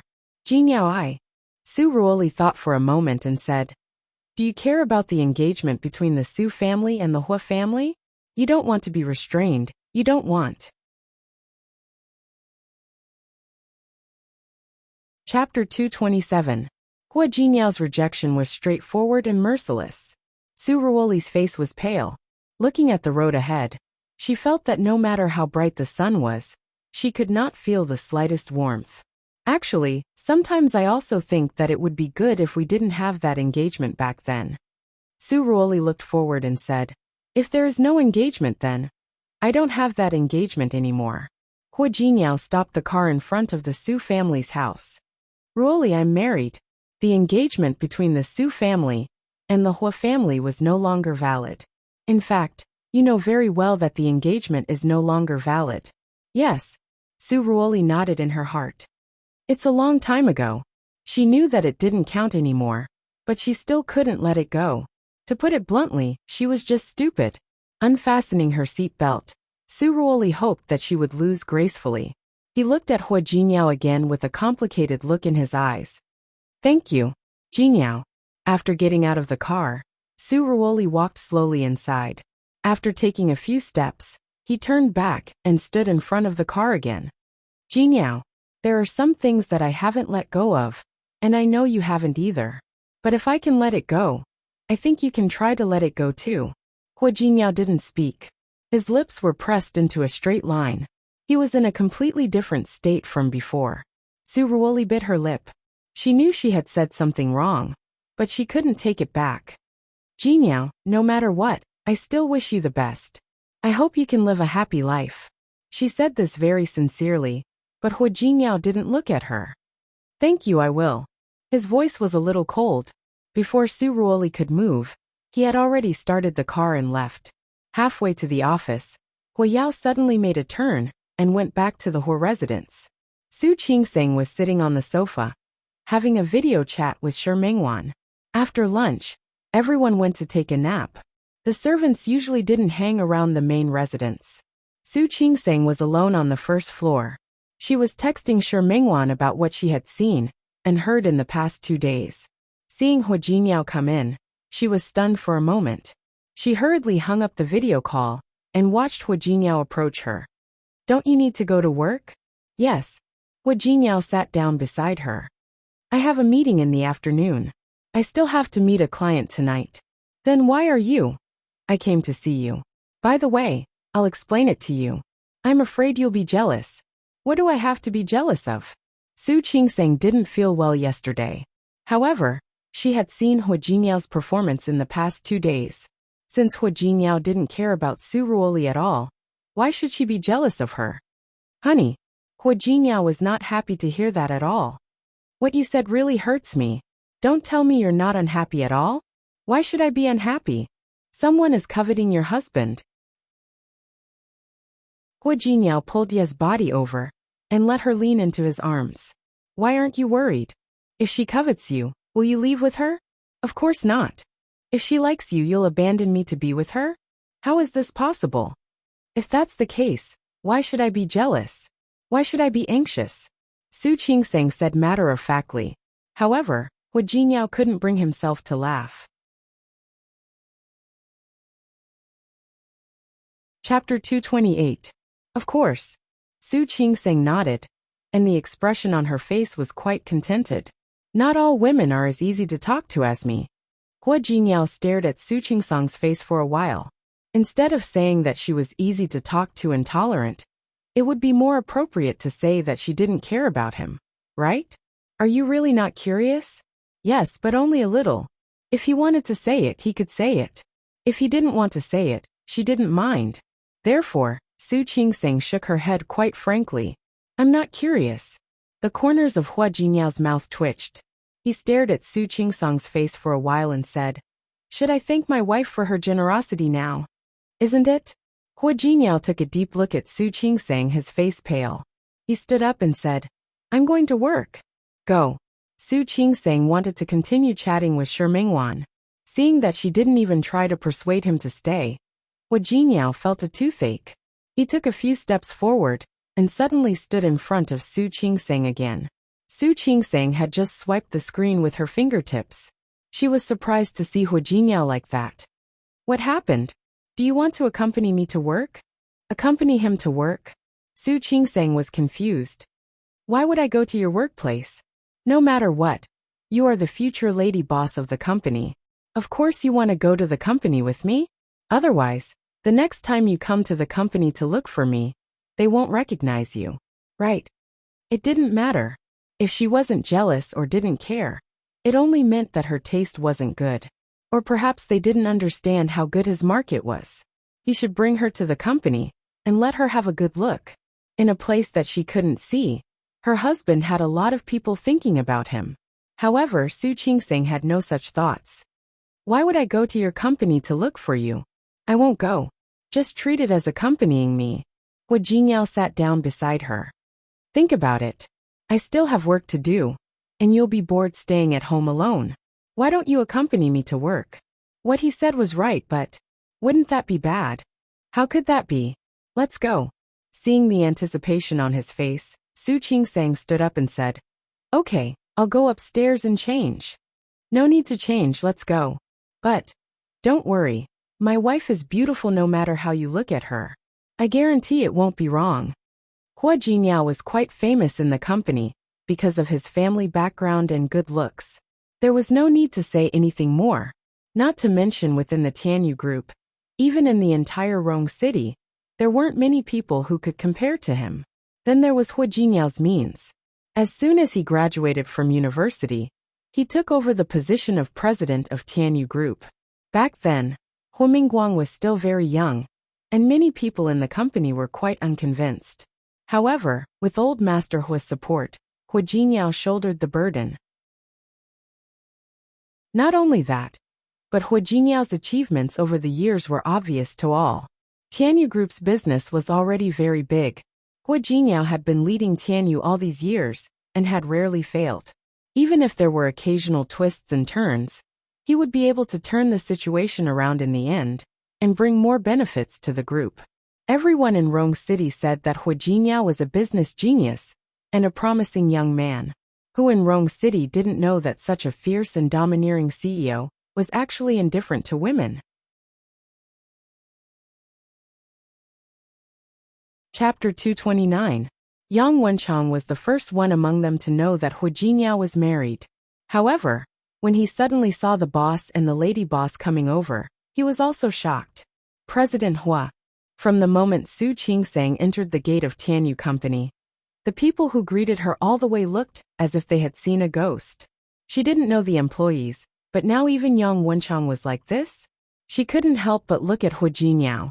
Could it be that this person was too fierce or too harsh in the company, so he was disliked by others? After Hu Jinniao finished talking to Yang Wenchang, he turned around and found Su Qingsang in a daze. What's wrong? Nothing. Su Qingsang turned to look at him. Hu Jinniao, are you very... What? Are they fierce? Su Qingsang still asked. If they're not fierce, why do they all look like they've seen a ghost? What are you thinking about? Hu Jinniao flicked her forehead. Why are you so fierce if I'm not doing anything? How would I know? Shouldn't he ask himself? It's the first time they've seen me bring a woman to the company. Hu Jinniao squeezed her hand. They won't be surprised if you come a few more times. Why would I come to your company so often? Su Qingsang touched her forehead. She didn't use much force, but it still hurt a little. To keep me company? You're not a child. How could a grown man need company? That was enough. You can also treat me like a child. I don't mind. Hu Jinniao said it very seriously. Su Qingsang was so shocked that she almost choked. You, a child? It was the first time she had seen such a big child. Just as she was about to make a few jokes, she suddenly thought of something. She immediately stood up and looked at Hu Jinniao with a vigilant face. You're not going back to Lin City this time, are you? What's wrong? Just tell me yes or no. Her eyes were a little nervous.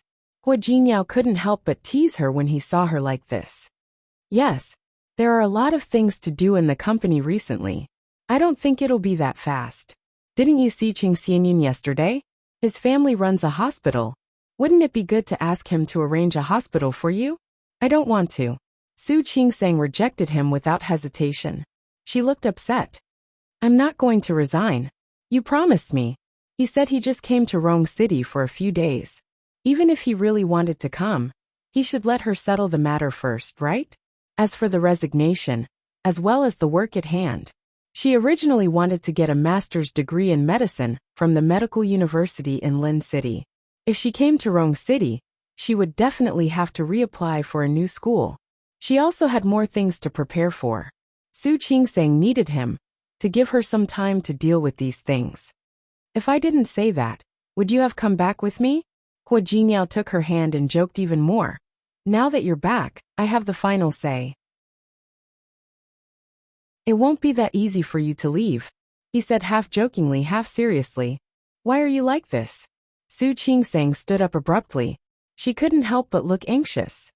How can you do this? How could you lie to me? How did I lie to you? Hu Jinniao didn't expect to be so angry. For a moment he forgot that he was joking. Why didn't you lie to me? After Su Qingsang came, things happened one after another. Chapter 230. She was being too serious. Hu Jinniao looked at her and didn't understand why she was so angry. Honey, what's wrong? Su Qingsang wanted to lose her temper, but she didn't know what to say when she met Hu Jinniao's gaze. He had a point. He was from Rong City. He had been with her in Lin City for so long. He looked at the Hu family, and then at her small apartment. He must have felt wronged a long time ago. She understood, but she still felt a little depressed. Honey, Hu Jinniao realized that something was wrong. Are you angry? Don't be angry. If you don't want to stay, we'll continue to go back to Lin City. You can stay wherever you want, okay? Hu Jinniao. That wasn't the point at all. She was actually a little anxious, a little. Su Qingsang looked at him with a rare look of helplessness in her eyes. I want to go back to Lin City. Then let's go back. Wait for me to deal with the things at hand then. I want to go back by myself. Su Qingsang looked at him. Hu Jinniao, I want to go back by myself. Honey, don't worry, I'm fine. I'm not angry. I just want to go back to Lin City. Then wait for me. I'll go back with you. No. That wasn't the point at all. Hu Jinniao, if you have things to do, you can do them. I'm a grown-up. I can take care of myself. Honey. President Hua. Someone knocked on the office door. His secretary in Rong City poked her head in and said, The people from Zhongqing Company have arrived. They're in the reception room. Okay, I'll go right away. Hu Jinniao looked at Su Qingsang and squeezed her hand again. Okay, I have something to do here. Stay here for a while and rest for a while. Wait for me to come back. Su Qingseng didn't say anything. Hua Jinyao kissed her on the cheek. Be good and wait for me to come back. He picked up 2 documents and hurried out. Su Qingseng was the only one left in the office. Soon, 2 young women came in. They seemed to be Hua Jinyao's secretaries. They brought in some drinks, snacks. The other one was holding a tablet and a laptop. Both of their attitudes were quite proper, and their expressions were also very respectful. They said that this was Hua Jinyao's order, so they put down the things and left. Su Qingseng looked at the pile of things in front of her. Not only did the annoyance in her heart not disappear, it even increased. Before coming to Rong City, she had thought that Hua Jinyao was just a good-looking man without a bright future. She had thought that he was just an ordinary employee with some ability and a bright future. He had never even mentioned his parents. She had once thought that his parents might have passed away or something. She was an illegitimate daughter, and his family was ordinary. She felt that this was very good, very equal. However, when she came to Rong City, she found out that Hua Jinyao had such a powerful family background and such an identity. It was true that old Master Hua loved her. However, Lu Tongjia, Hua Jinyao's childhood friends, and Su Ruoli, who used to be engaged to him, there were so many pairs of eyes around him, so many people, and they all seemed to be conveying the same message. She didn't deserve Hua Jinyao. Actually, she didn't need anyone to remind her of this. She knew this better than anyone else. When she saw the Hua family, she entered the Hua family. When she saw the environment that Hua Jinyao usually lived in, she was stunned.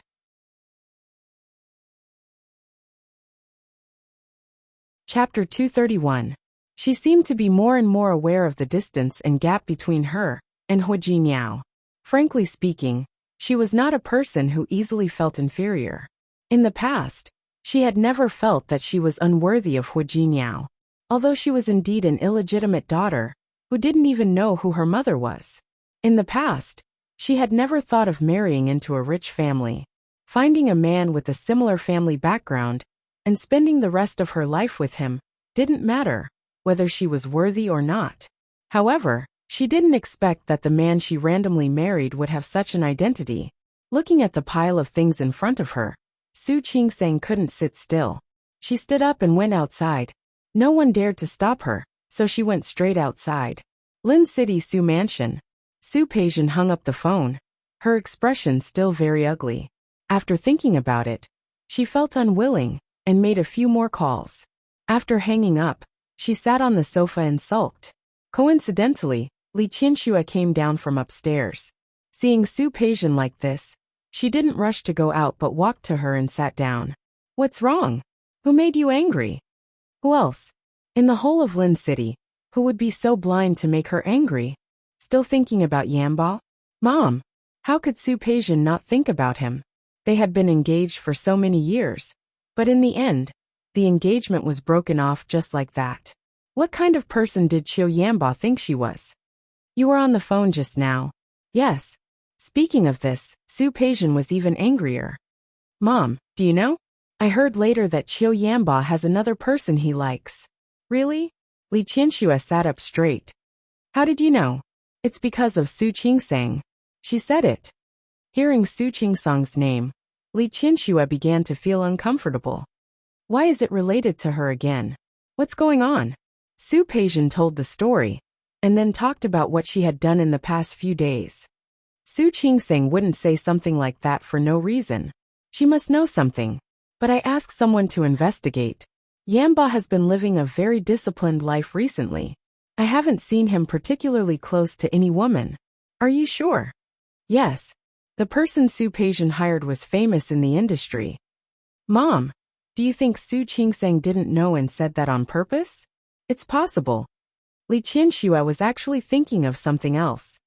If you have investigated and found that Qiu Yanbao doesn't have a woman, or that he is closer to another woman, then is it possible that that woman is Su Qingseng? Su Peijian's eyes widened. Mom, what did you say? I say, is it possible that the woman is Su Qingseng herself? Li Qianxue was an experienced person, so there was nothing she didn't understand.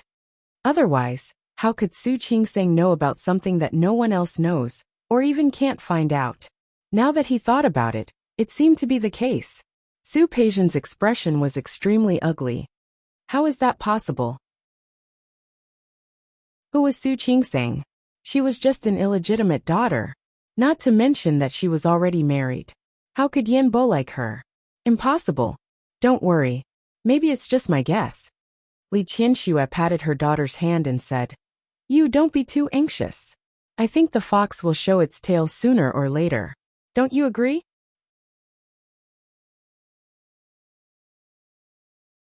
Chapter 232. You're always so impatient. Although Li Qianxue said that, there was not a trace of anger on her face. He looked at his daughter's hands. Each of them was smooth, tender, and well-maintained. This was the daughter she had raised in a pampered manner. She couldn't bear to see her suffer any grievances. Yes or no, there's no conclusion yet. There's no point in being so anxious.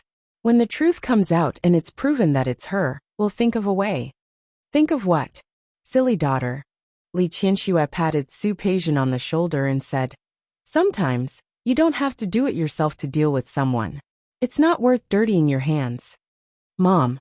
Su Peijian immediately understood what Li Qianxue meant. She nodded heavily and said, "Thank you, Mom. I understand."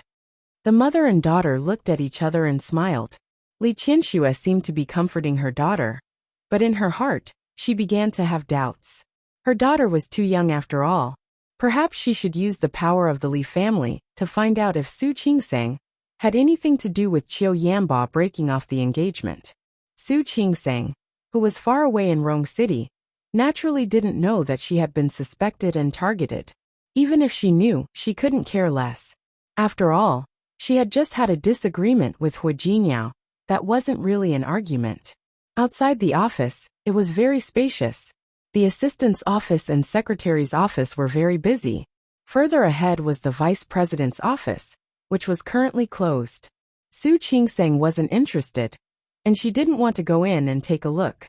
Going straight ahead, there wasn't a pantry in front, but a washroom. Su Qingseng went into the bathroom and chose a cubicle. Just as he was about to come out, he heard footsteps. Fortunately, he paused in his action of opening the door. The footsteps drew nearer and nearer, and soon they were in. It sounded like the footsteps of 2 or 3 people. "Emily, did you see the woman in the CEO's office today?"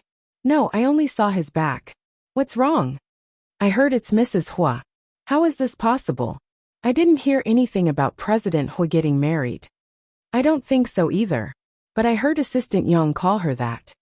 "Did you see Vivian bringing tea and drinks in just now?" "I saw them. They prepared a bunch of things. There were even snacks." "TSK, the president really dotes on Mrs. Hua. I wonder which family Mrs. Hua is from. After all, ordinary people aren't good enough for our President Hua." "That's right. Mrs. Hua must be from a wealthy family. If it's not the Tang family, then it's the Su family or the Chung family." Accompanied by the sound of flushing water, the chatter slowly died down. Then the footsteps went far away and could no longer be heard. Su Qingseng leaned against the partition. She stared at an unknown spot and fell into deep thought. See, everyone thought that Hu Jinyao wasn't good enough for ordinary people. Now that she, an ordinary person, was already mated, what should she do? She found that she really hated this feeling. She touched the phone in her pocket, and the wallet on the other side, then walked out of the bathroom and headed straight out. Su Qingseng didn't realize that she was unfamiliar with Rong City until she walked out of the Tianyu Group's building. However, after coming out, he realized that he had no sense of direction at all.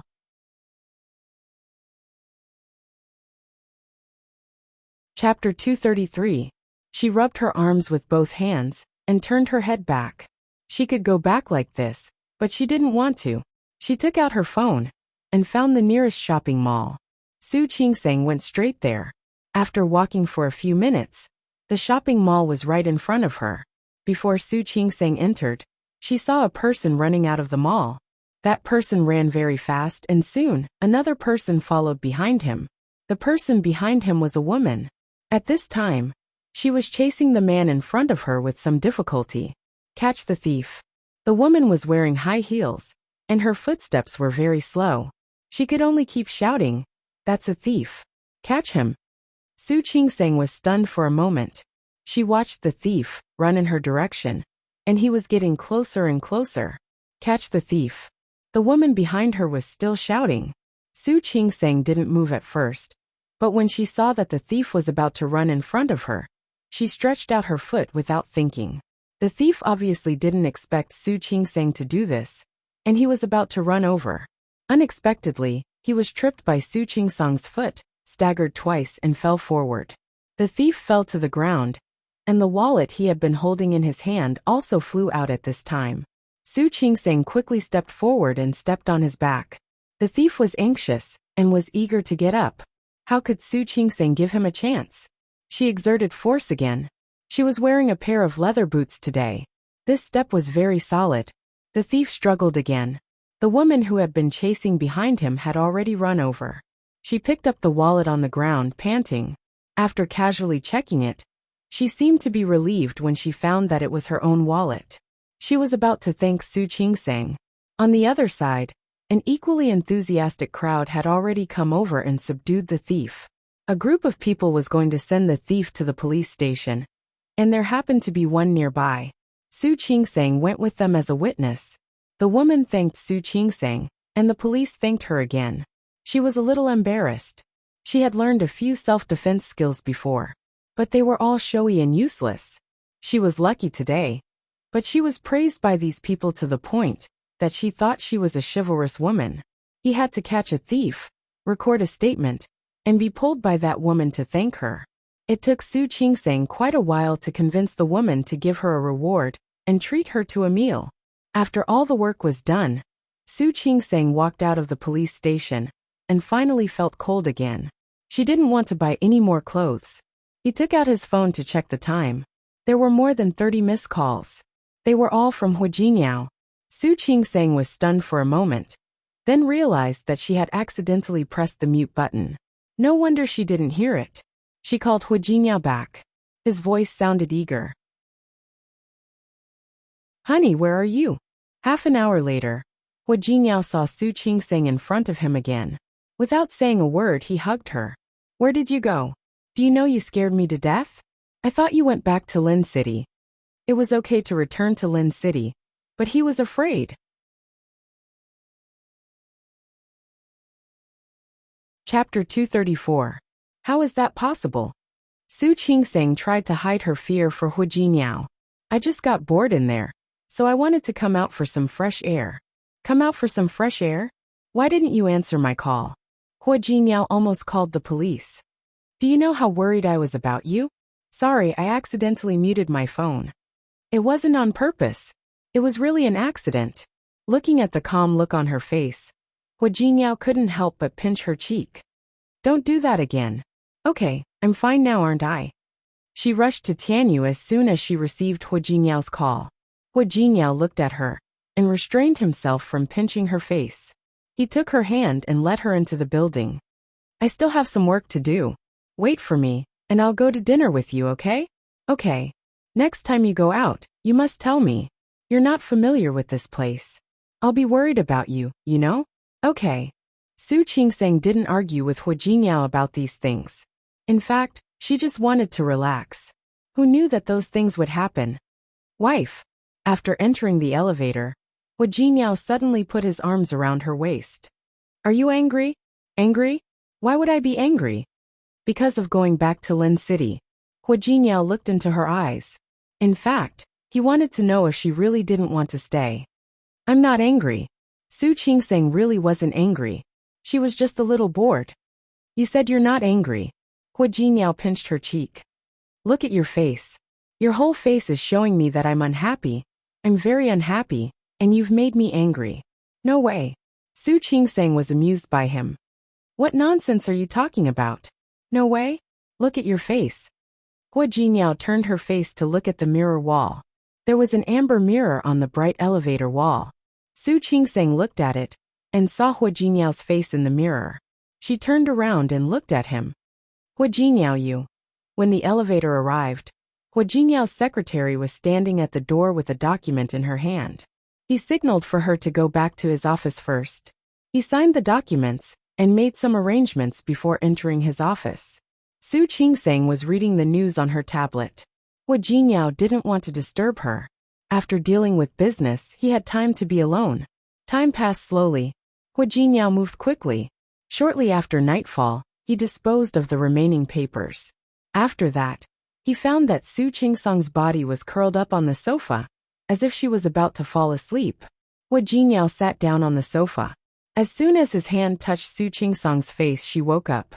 Su Qingsang yawned, rubbed her cheek against his palm, and asked, "Are you done?" "Done." Hu Jinyao supported her and gestured for her to sit up. "Are you very sleepy?" "Nope. I'm not sleepy." He was just a little bored waiting. "Can we go now?" "Yes." Hu Jinyao nodded and stood up to help Su Qingsang. However, she had been in the same position for too long. As soon as she stood up, her feet went numb, and she sat back down. Her expression was a little strange. Hu Jinyao immediately guessed it. He put her coat on the sofa in her arms and picked her up.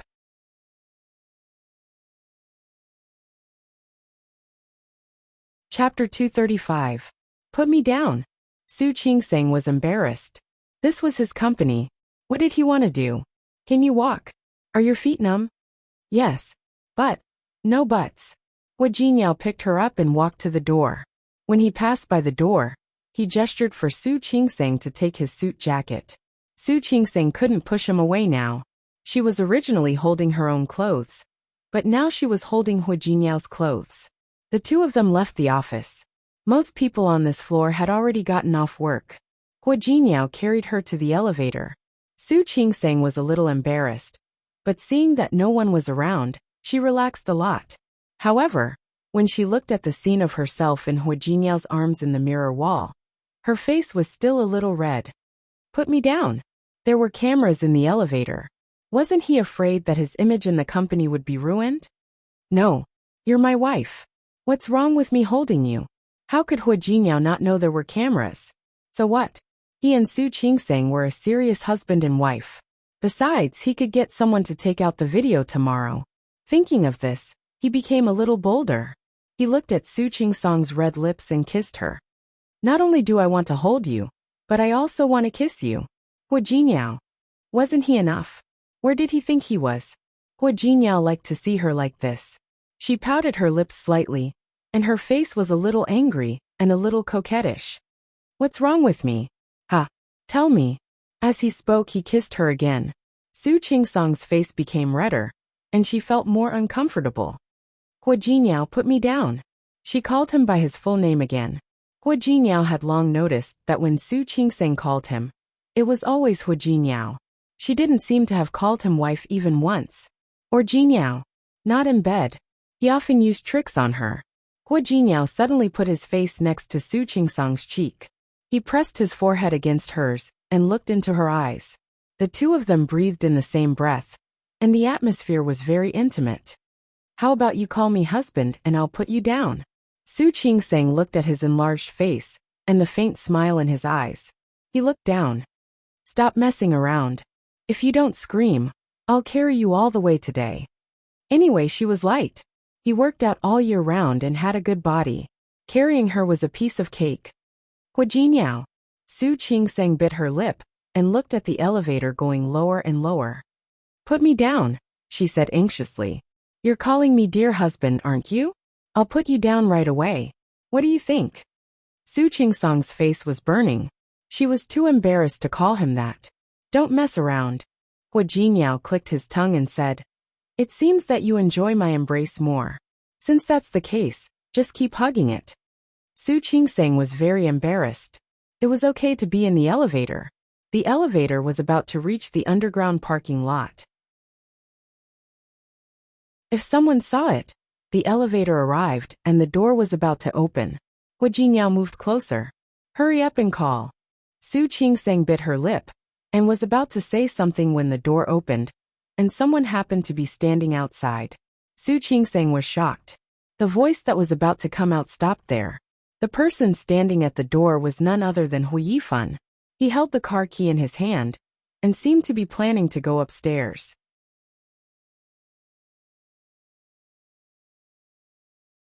Chapter 236.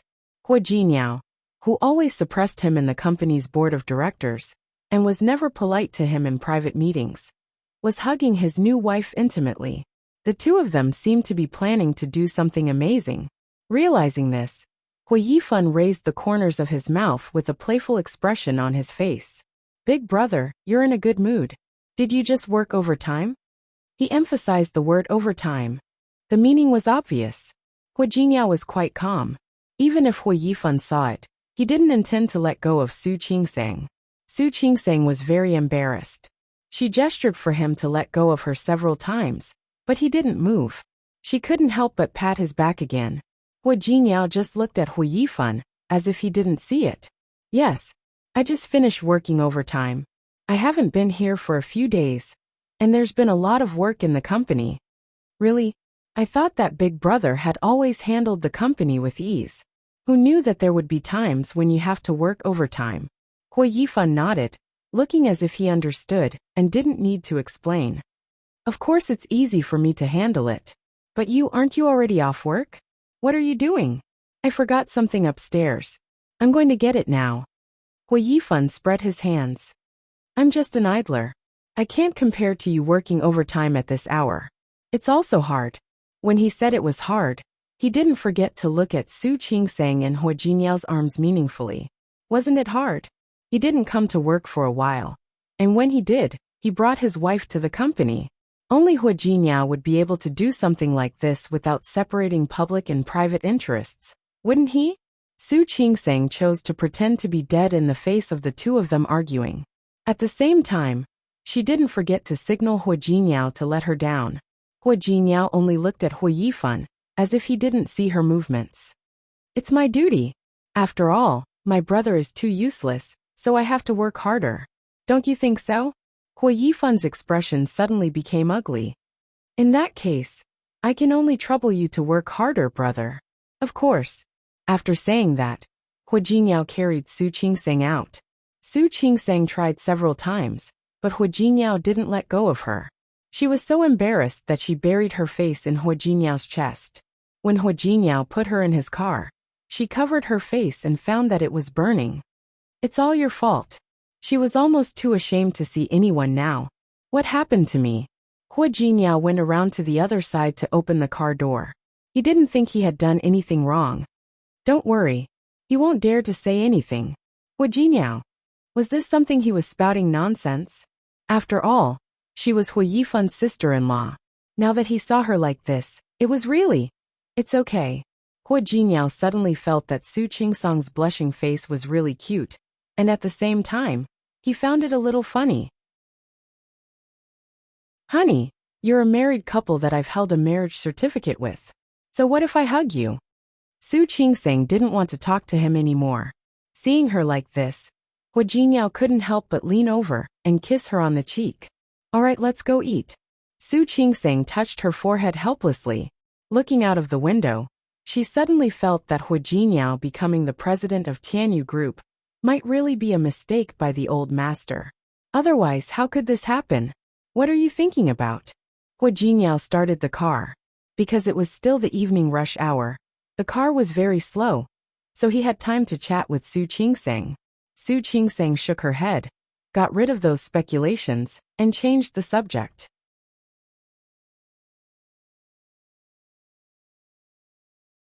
Chapter 237. She didn't just dislike him. Just now, she clearly hated him to the point of wanting to go against Hua Jinyao. She recalled that it was the same in the Hua family. She even had a vague feeling that in the entire Hua family, except for old Master Hua, no one else liked Hua Jinyao. Why was that? He was the eldest son, wasn't he? Wasn't that too strange? Su Qingsang sensed that something was wrong, but she couldn't figure out what it was. Hua Jinyao didn't say anything and just focused on driving. Su Qingsang looked at him and wanted to say something, but in the end, she didn't want to ask anymore. It didn't feel good to be disliked by others, especially by one's own family. What do you want to eat tonight? There was a red light ahead. Hua Jinyao glanced at her. She thought for a moment and said, Let's go home. You've been away for so long. Let's go home and have dinner with Grandpa. Don't always eat out. Hearing this, Hua Jingyao turned around and held her hand. Are you being filial for me? You don't like it? I like it.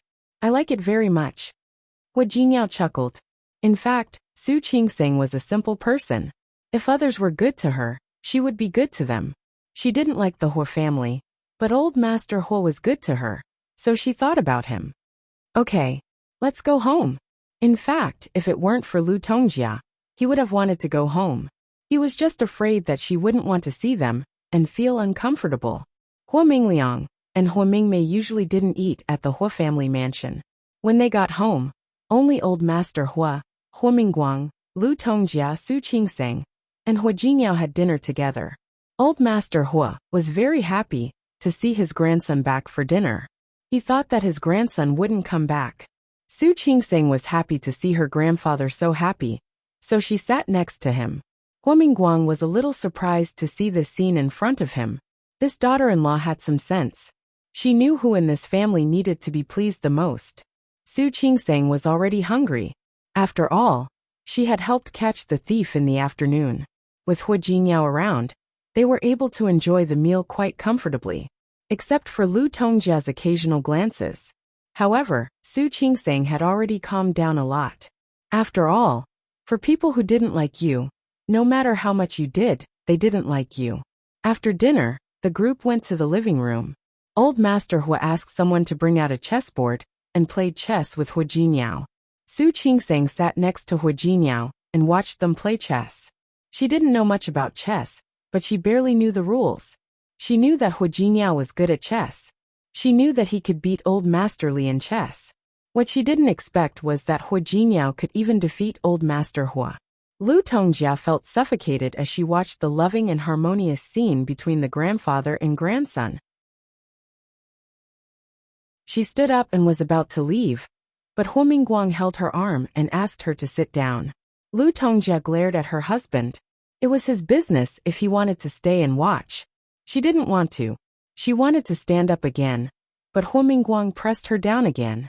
At the same time, he picked up the remote control and turned on the TV. Su Qingseng was watching chess attentively. She suddenly heard the sound of the TV and glanced at the screen. After seeing it, she exclaimed in surprise.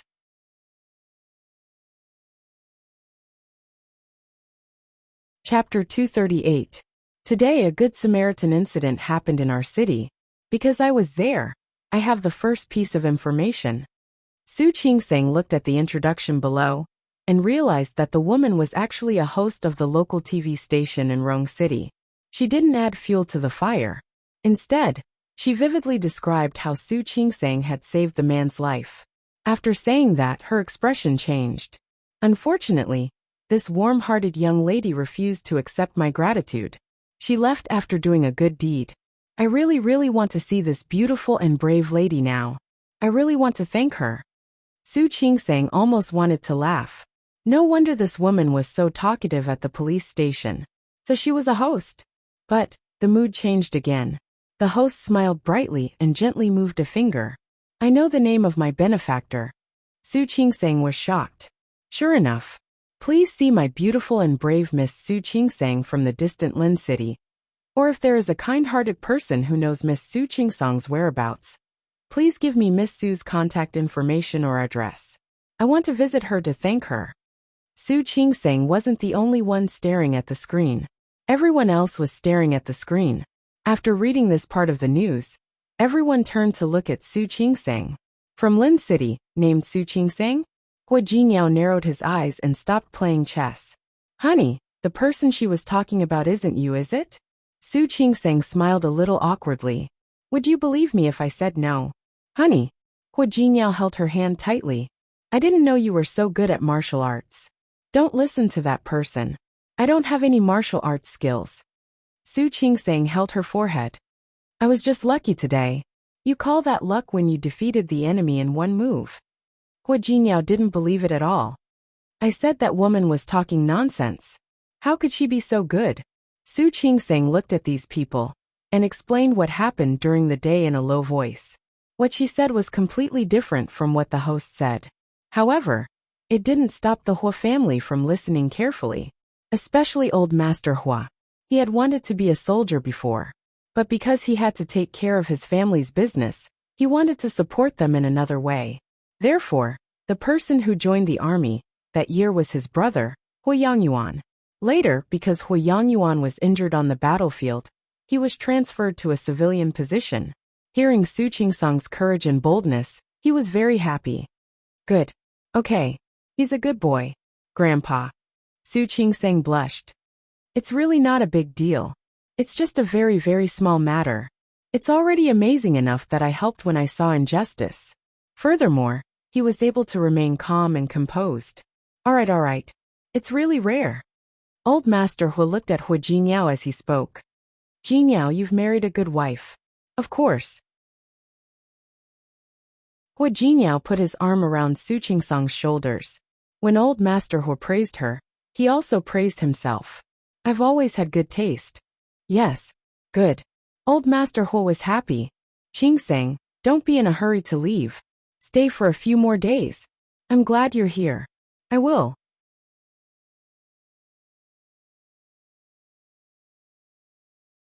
Chapter 239. Lu Tongjia's face darkened again. Hua Mingguang didn't say a word. When Old Master Hua felt tired and went upstairs, the two of them also went upstairs and left. Su Qingsang breathed a sigh of relief. She didn't feel so comfortable when the elders were there, especially when Lu Tongjia was there. Before she could completely relax, Hua Jinyao's body had completely leaned over. Honey, what are you doing? Although it was late, there were still servants in the Hua family who were still awake. Nothing. I just wanted to wake you up. Hua Jinyao wrapped his arms around her waist and rested his chin on her shoulder. I suddenly realized that my wife is very good. Stop it. Really. Very, very good. Hua Jinyao added, then leaned over and kissed her on the neck. Honey, why do you think you're so likable? Stop messing around. If someone saw this, she would really die of embarrassment. I'm not messing around. I'm praising you, honey. As Hua Jinyao spoke, he simply picked up her body and put her on his lap. Honey, I discovered something. What? Just now. I met someone else and let you escape. You haven't called me husband yet.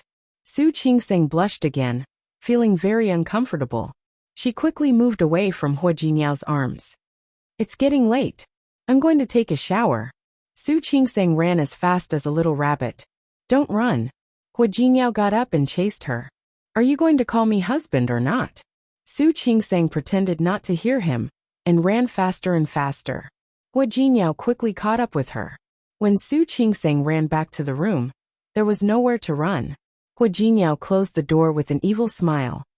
Honey, you ran up here yourself. Don't blame me. All the exclamations were muffled by the heavy wooden door, and no one outside could hear anything. Another place in Rong City. It was a small courtyard with 2 entrances. It was very quiet inside, far away from the road. The TV was on, and an auntie brought the dishes to the table. Then she called into the inner room. Sister Xiang, dinner is ready. Let's eat. The auntie was from Sichuan, and her Sichuan dialect hadn't changed. There was no response, only the sound of a chair being pulled. After a while the person inside came out. She was a middle-aged woman in her 50s. Her gray hair was tied up at the back of her head. The wrinkles on his face were obvious, and there were even a few spots on his face. He sat down in front of the table. The auntie turned on the TV and sat down on the other side. The news was also playing on the TV. It was the same broadcast in the same city. Both of them watched this program. Sister Xiang was scooping soup for herself when she suddenly heard Su Qingsang's name. She suddenly put down the bowl and stared at the TV screen. The name Su Qingsang had appeared several times, but she seemed to have only heard it once in Lin City. In order to make sure that she didn't hear it wrong, she asked the auntie to replay the TV again. Soon, the news was broadcasted again. This time, Sister Xiang heard it clearly. Lin City, Su Qingsang. Surnamed Su, and with this name? That's right, it can't be wrong. It was her. It had to be her. She still remembered that when she was with that heartless man, they had a wonderful time. She said that she liked the name Qingsang. If she had a daughter in the future, She would call her Qingsang. If she had a son, she would call him Qinghe. Su Qingsang, Su Qingsang. Sister Xiang repeated the name twice in her heart.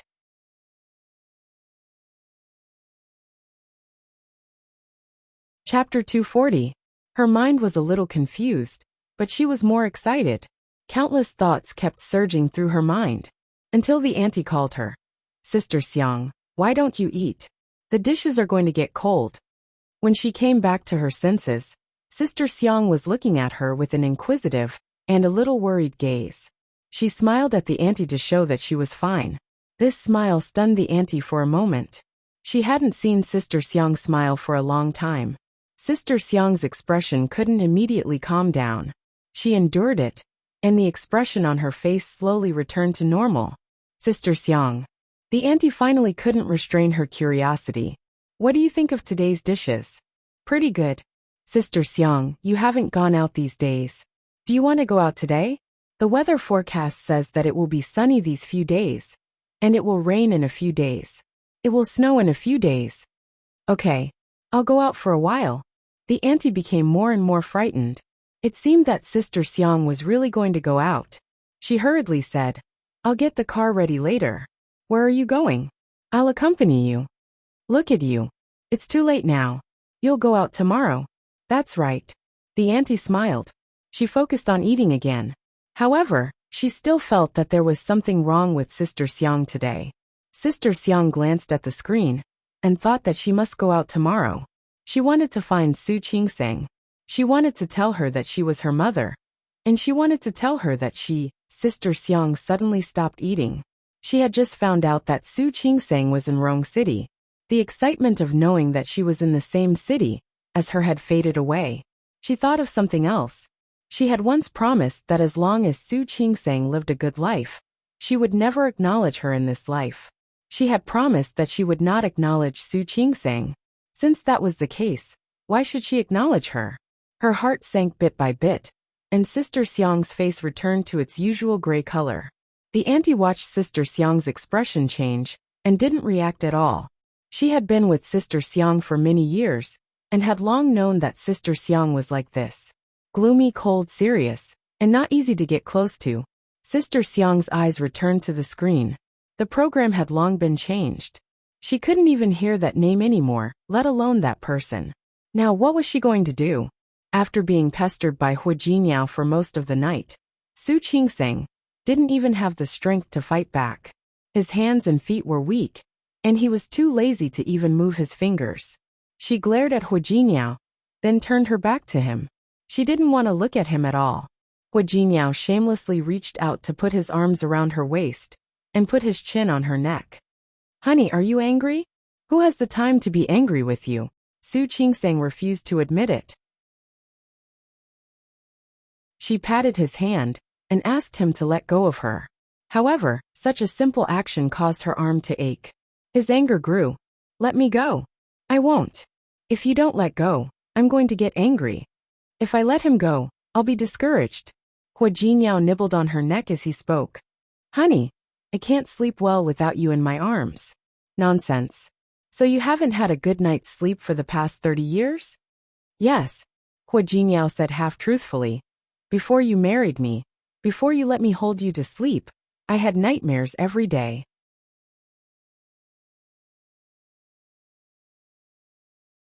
Chapter 241. Hu Jinniao didn't speak. Su Qingsang suddenly turned to look at him. Did I get it right?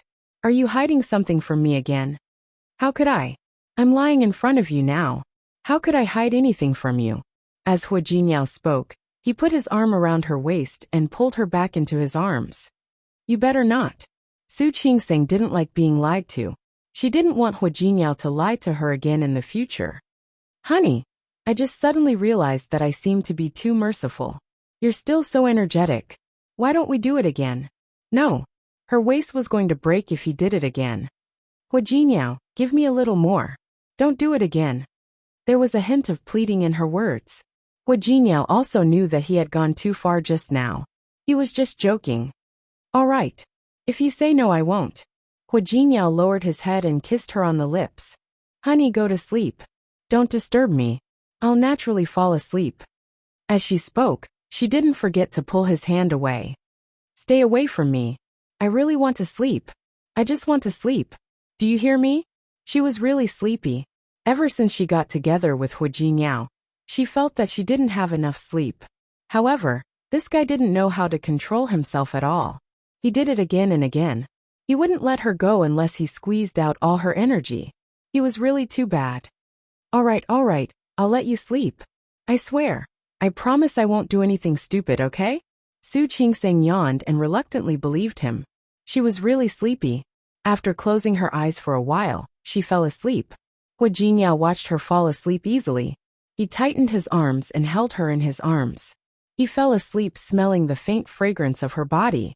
After the two of them had been together for the past few months, they had always been like this.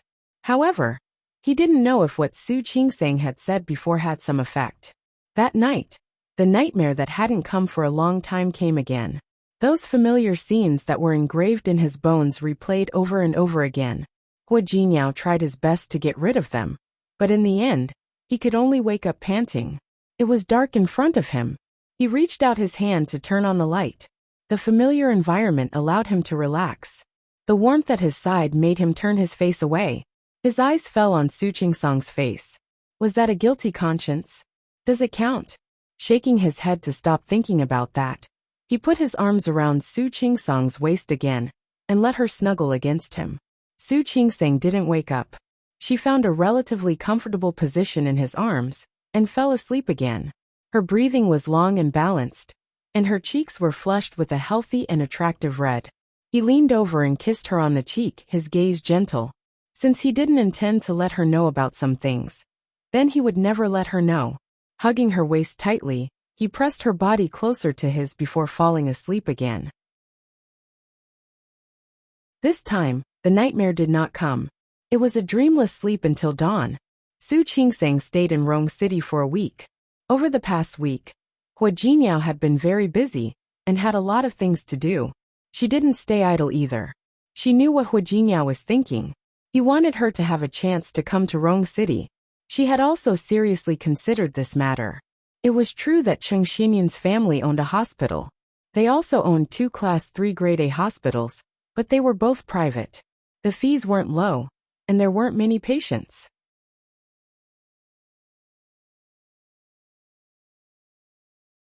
Chapter 242. A doctor's skills had to be demonstrated in practice. It wouldn't be a good thing for her if she kept thinking about relaxing. After a few days of observation, she felt that Rong City First City Hospital was the best. Firstly, it was very close to Hu Jinyao's company. Secondly, the obstetrics and gynecology department was also very famous in the area. If she really had to come, Su Qingseng was more inclined to go to Rong City First City Hospital. She finished her observation, but she wasn't in a hurry to tell Hu Jingyao the result. Hu Jingyao spent a week dealing with some important business matters. He also told Old Master Hua that he would leave the next day. Although Old Master Hua was reluctant, it wasn't like his grandson wouldn't come back. What's more, Su Qingseng might come back with him. He repeatedly advised Su Qingseng to come to Rong City if possible. After all, Hu Jingyao would only be busier in the future. He flew around all year round. If she was in Rong City, he could take care of her more. Su Qingseng really liked Old Master Hua. She was also slowly considering his proposal. However, she didn't say anything. She hoped that she could really come to Rong City and give Old Master Hua a surprise. It had rained a few days ago, and Rong City was a little colder. Su Qingseng and Hu Jingyao were on the plane the next day. After thinking about it, she still went out in the afternoon. She wasn't close to the Su family, but she had a good relationship with the people in the department. And Mengwan, she wanted to pick out some gifts for them. Hu Jingyao took the initiative to go out with her. He knew better than her what kinds of specialties there were in Rong City. Su Qingseng looked at her phone contacts and asked Hu Jingyao for his opinion. What else do you think I can buy besides some food? Hu Jingyao mentioned a few things, all of which were specialties of Rong City. Seeing Su Qingseng take a small notebook, he wanted to laugh. I told you, Wan Xianying's family has several factories. He specializes in these things. I asked him to send some over, but you said no. I don't want it. Su Qingsang glanced at him. I'm buying things for people, so of course I have to pay. If you ask him to send it over, will he ask you for money? He wouldn't dare. Hu Jingyao chuckled. He wouldn't dare to accept it even if I gave it to him. That's right. Su Qingsang had met northerners before and knew that they were generous. But this was different. Don't worry about it. Just take me to that place. I'll buy it myself. Okay. I'll listen to you. He leaned over and squeezed her hand. Honey, I've listened to you during the day. Shouldn't you listen to me at night? Su Qingsang smiled and said, I've listened to you during the day. Stop messing around. Su Qingsang blushed. This guy couldn't think of anything else other than this every day. Can you focus on driving? Okay, I'll drive. Hu Jingyao withdrew his hand. There was a turn right in front of him. He was about to turn the car over, when a figure suddenly flashed out of the corner. Hu Jingyao couldn't dodge in time, so he quickly braked. Fortunately, the speed of the car wasn't too fast. Otherwise, it would have hit someone. When the car stopped, Su Qingsang was startled. After Hu Jingyao got out of the car, she got out as well. There was a middle-aged woman sitting in front of the car. She looked to be in her 50s, and her hair was half white. She was sitting on the ground in pain. Auntie, are you all right? Hu Jingyao immediately went forward to help the man up. Su Qingsang quickly followed. She was a doctor, and knew how to deal with external injuries.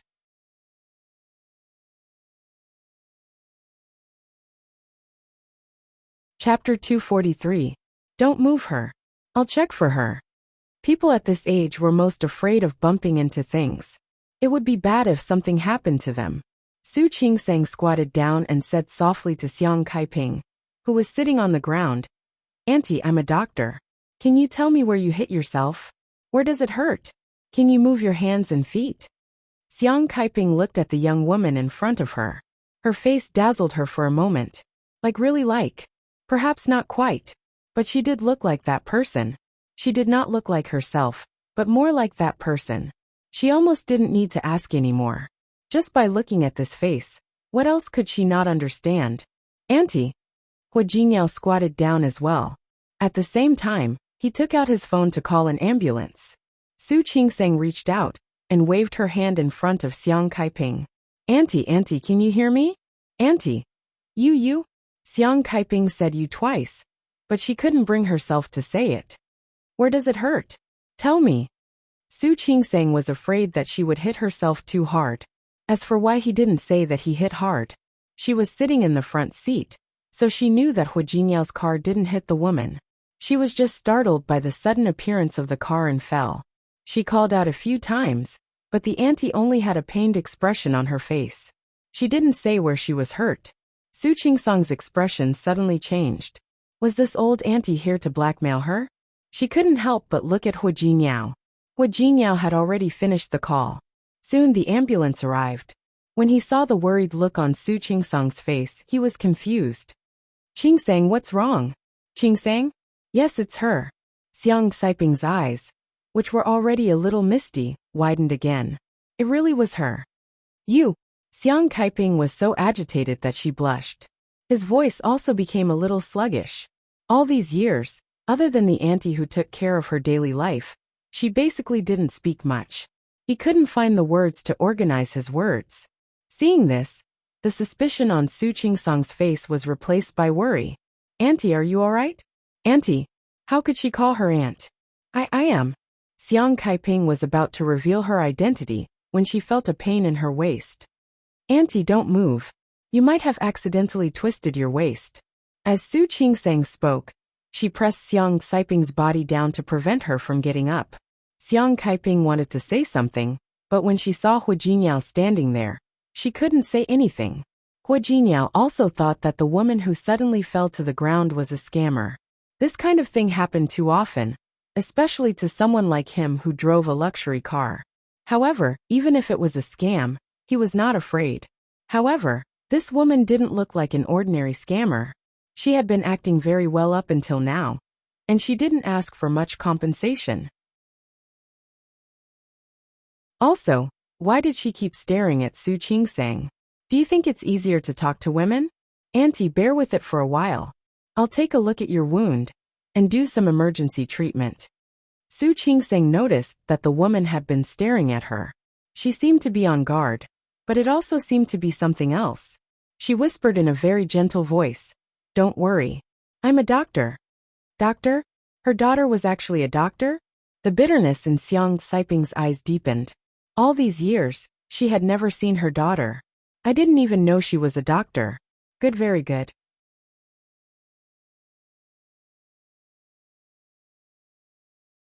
Chapter 244. Don't move in a hurry. Be careful of a second injury to your lumbar spine. Su Qingseng held her body down and didn't let her move. Xiang Kaiping didn't move. She just looked at Su Qingseng, as if she couldn't get enough of her. Su Qingseng examined her, and didn't find any fractures or other serious injuries. It was probably just a sprain. She still suspected that this woman was trying to blackmail her. But she couldn't be sure now that the other party didn't have any further impulse. The ambulance arrived soon. Su Qingseng helped the doctor put Xiang Kaiping into the car and told the doctor about her preliminary diagnosis. The doctor nodded to show that he understood. Su Qingseng and Hu Jinyao were going to leave, but after thinking about it, they went to the hospital. After entering the hospital, Hu Jinyao was afraid that this woman was trying to blackmail her. So he asked someone to check her body from head to toe. Xiang Kaiping was fine. Her palms were a little bruised, and her waist was sprained. There were no other serious injuries. Hu Jinyao didn't see her as a blackmailer, because the other party didn't say anything about compensation. Auntie, there's nothing serious. We've already paid for the hospitalization fees. You just need to stay here for a few more days. Hearing Su Qingseng's words, Xiang Kaiping became anxious. You're not going to stay here to take care of me? Sure enough, this was really a blackmailer. Su Qingseng and Hu Jinyao looked at each other, and the same emotion flashed in their eyes. Auntie, your injury is not serious. Your injury isn't very serious. If you want someone to take care of you, I can hire a caregiver for you. I want you to take care of me. Xiang Kaiping held her hand and sounded a little anxious. I'm afraid that's not possible. Su Qingseng was a little embarrassed. Auntie, I'm not from Rong City. I'm leaving tomorrow, so I'm sorry. But don't worry. I'll hire a good caregiver to take care of you. You're leaving? Xiang Kaiping was stunned. She had seen the news and naturally knew that Su Qingseng was from Lin City. She actually knew without looking. However, she didn't say anything. And she was leaving? Yes, Auntie. Su Qingseng's attitude was quite good. After all, she was also a doctor. I said don't worry. I'll have someone take care of you until you recover. But... Xiang Kaiping didn't know what else she could say. She couldn't say a word, but she felt that she had a lot to say. Hu Jinyao frowned. He had seen too many people like this. They pretended to be pitiful to gain sympathy, but in the end, they wanted to extort money. Qingseng. Hu Jinyao pulled Su Qingseng to his side, blocking most of her body. She looked at Xiang Kaiping, who was lying on the bed with a face full of secrets. Hello, Auntie. I was the one who drove just now. If you're looking for her, you've got the wrong person. Xiang Saiping's lips moved. Hu Jinyao continued, she's my wife. If you have any requests, just tell me. As for taking care of you, I'm sorry. My wife is inconvenienced. I can hire someone to take care of you. It was the first time that Xiang Kaiping had laid her eyes on Hu Jinyao. She looked at him, then at Su Qingseng. Who would have thought that she was actually married? Yes, she was 25 years old this year, so it was normal for her to get married.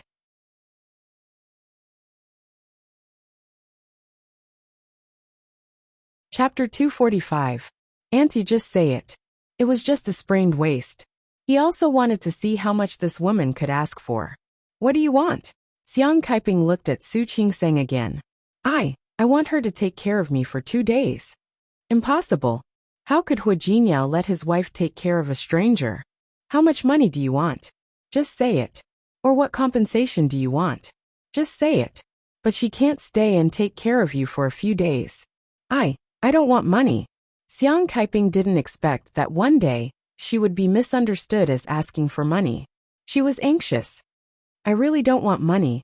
I don't want her to, Auntie. Su Qingseng knew that Hu Jingyao wanted to protect her, but she really wasn't afraid. I'm really sorry. If you have other requests, we can satisfy them. I really can't stay. Her vacation ended tomorrow, and she would start working the day after tomorrow. She would go back tomorrow and rest for half a day. How about this? I'll help you hire a caregiver. Or, you can tell me your family's contact information, and I'll contact your family. Family? Xiang Kaiping smiled bitterly and looked at Su Qingseng.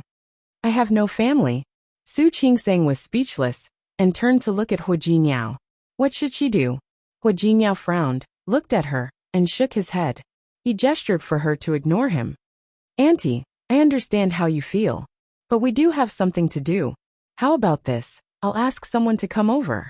Don't worry, we will never run away. We will definitely take responsibility. Hu Jingyao's attitude was sincere.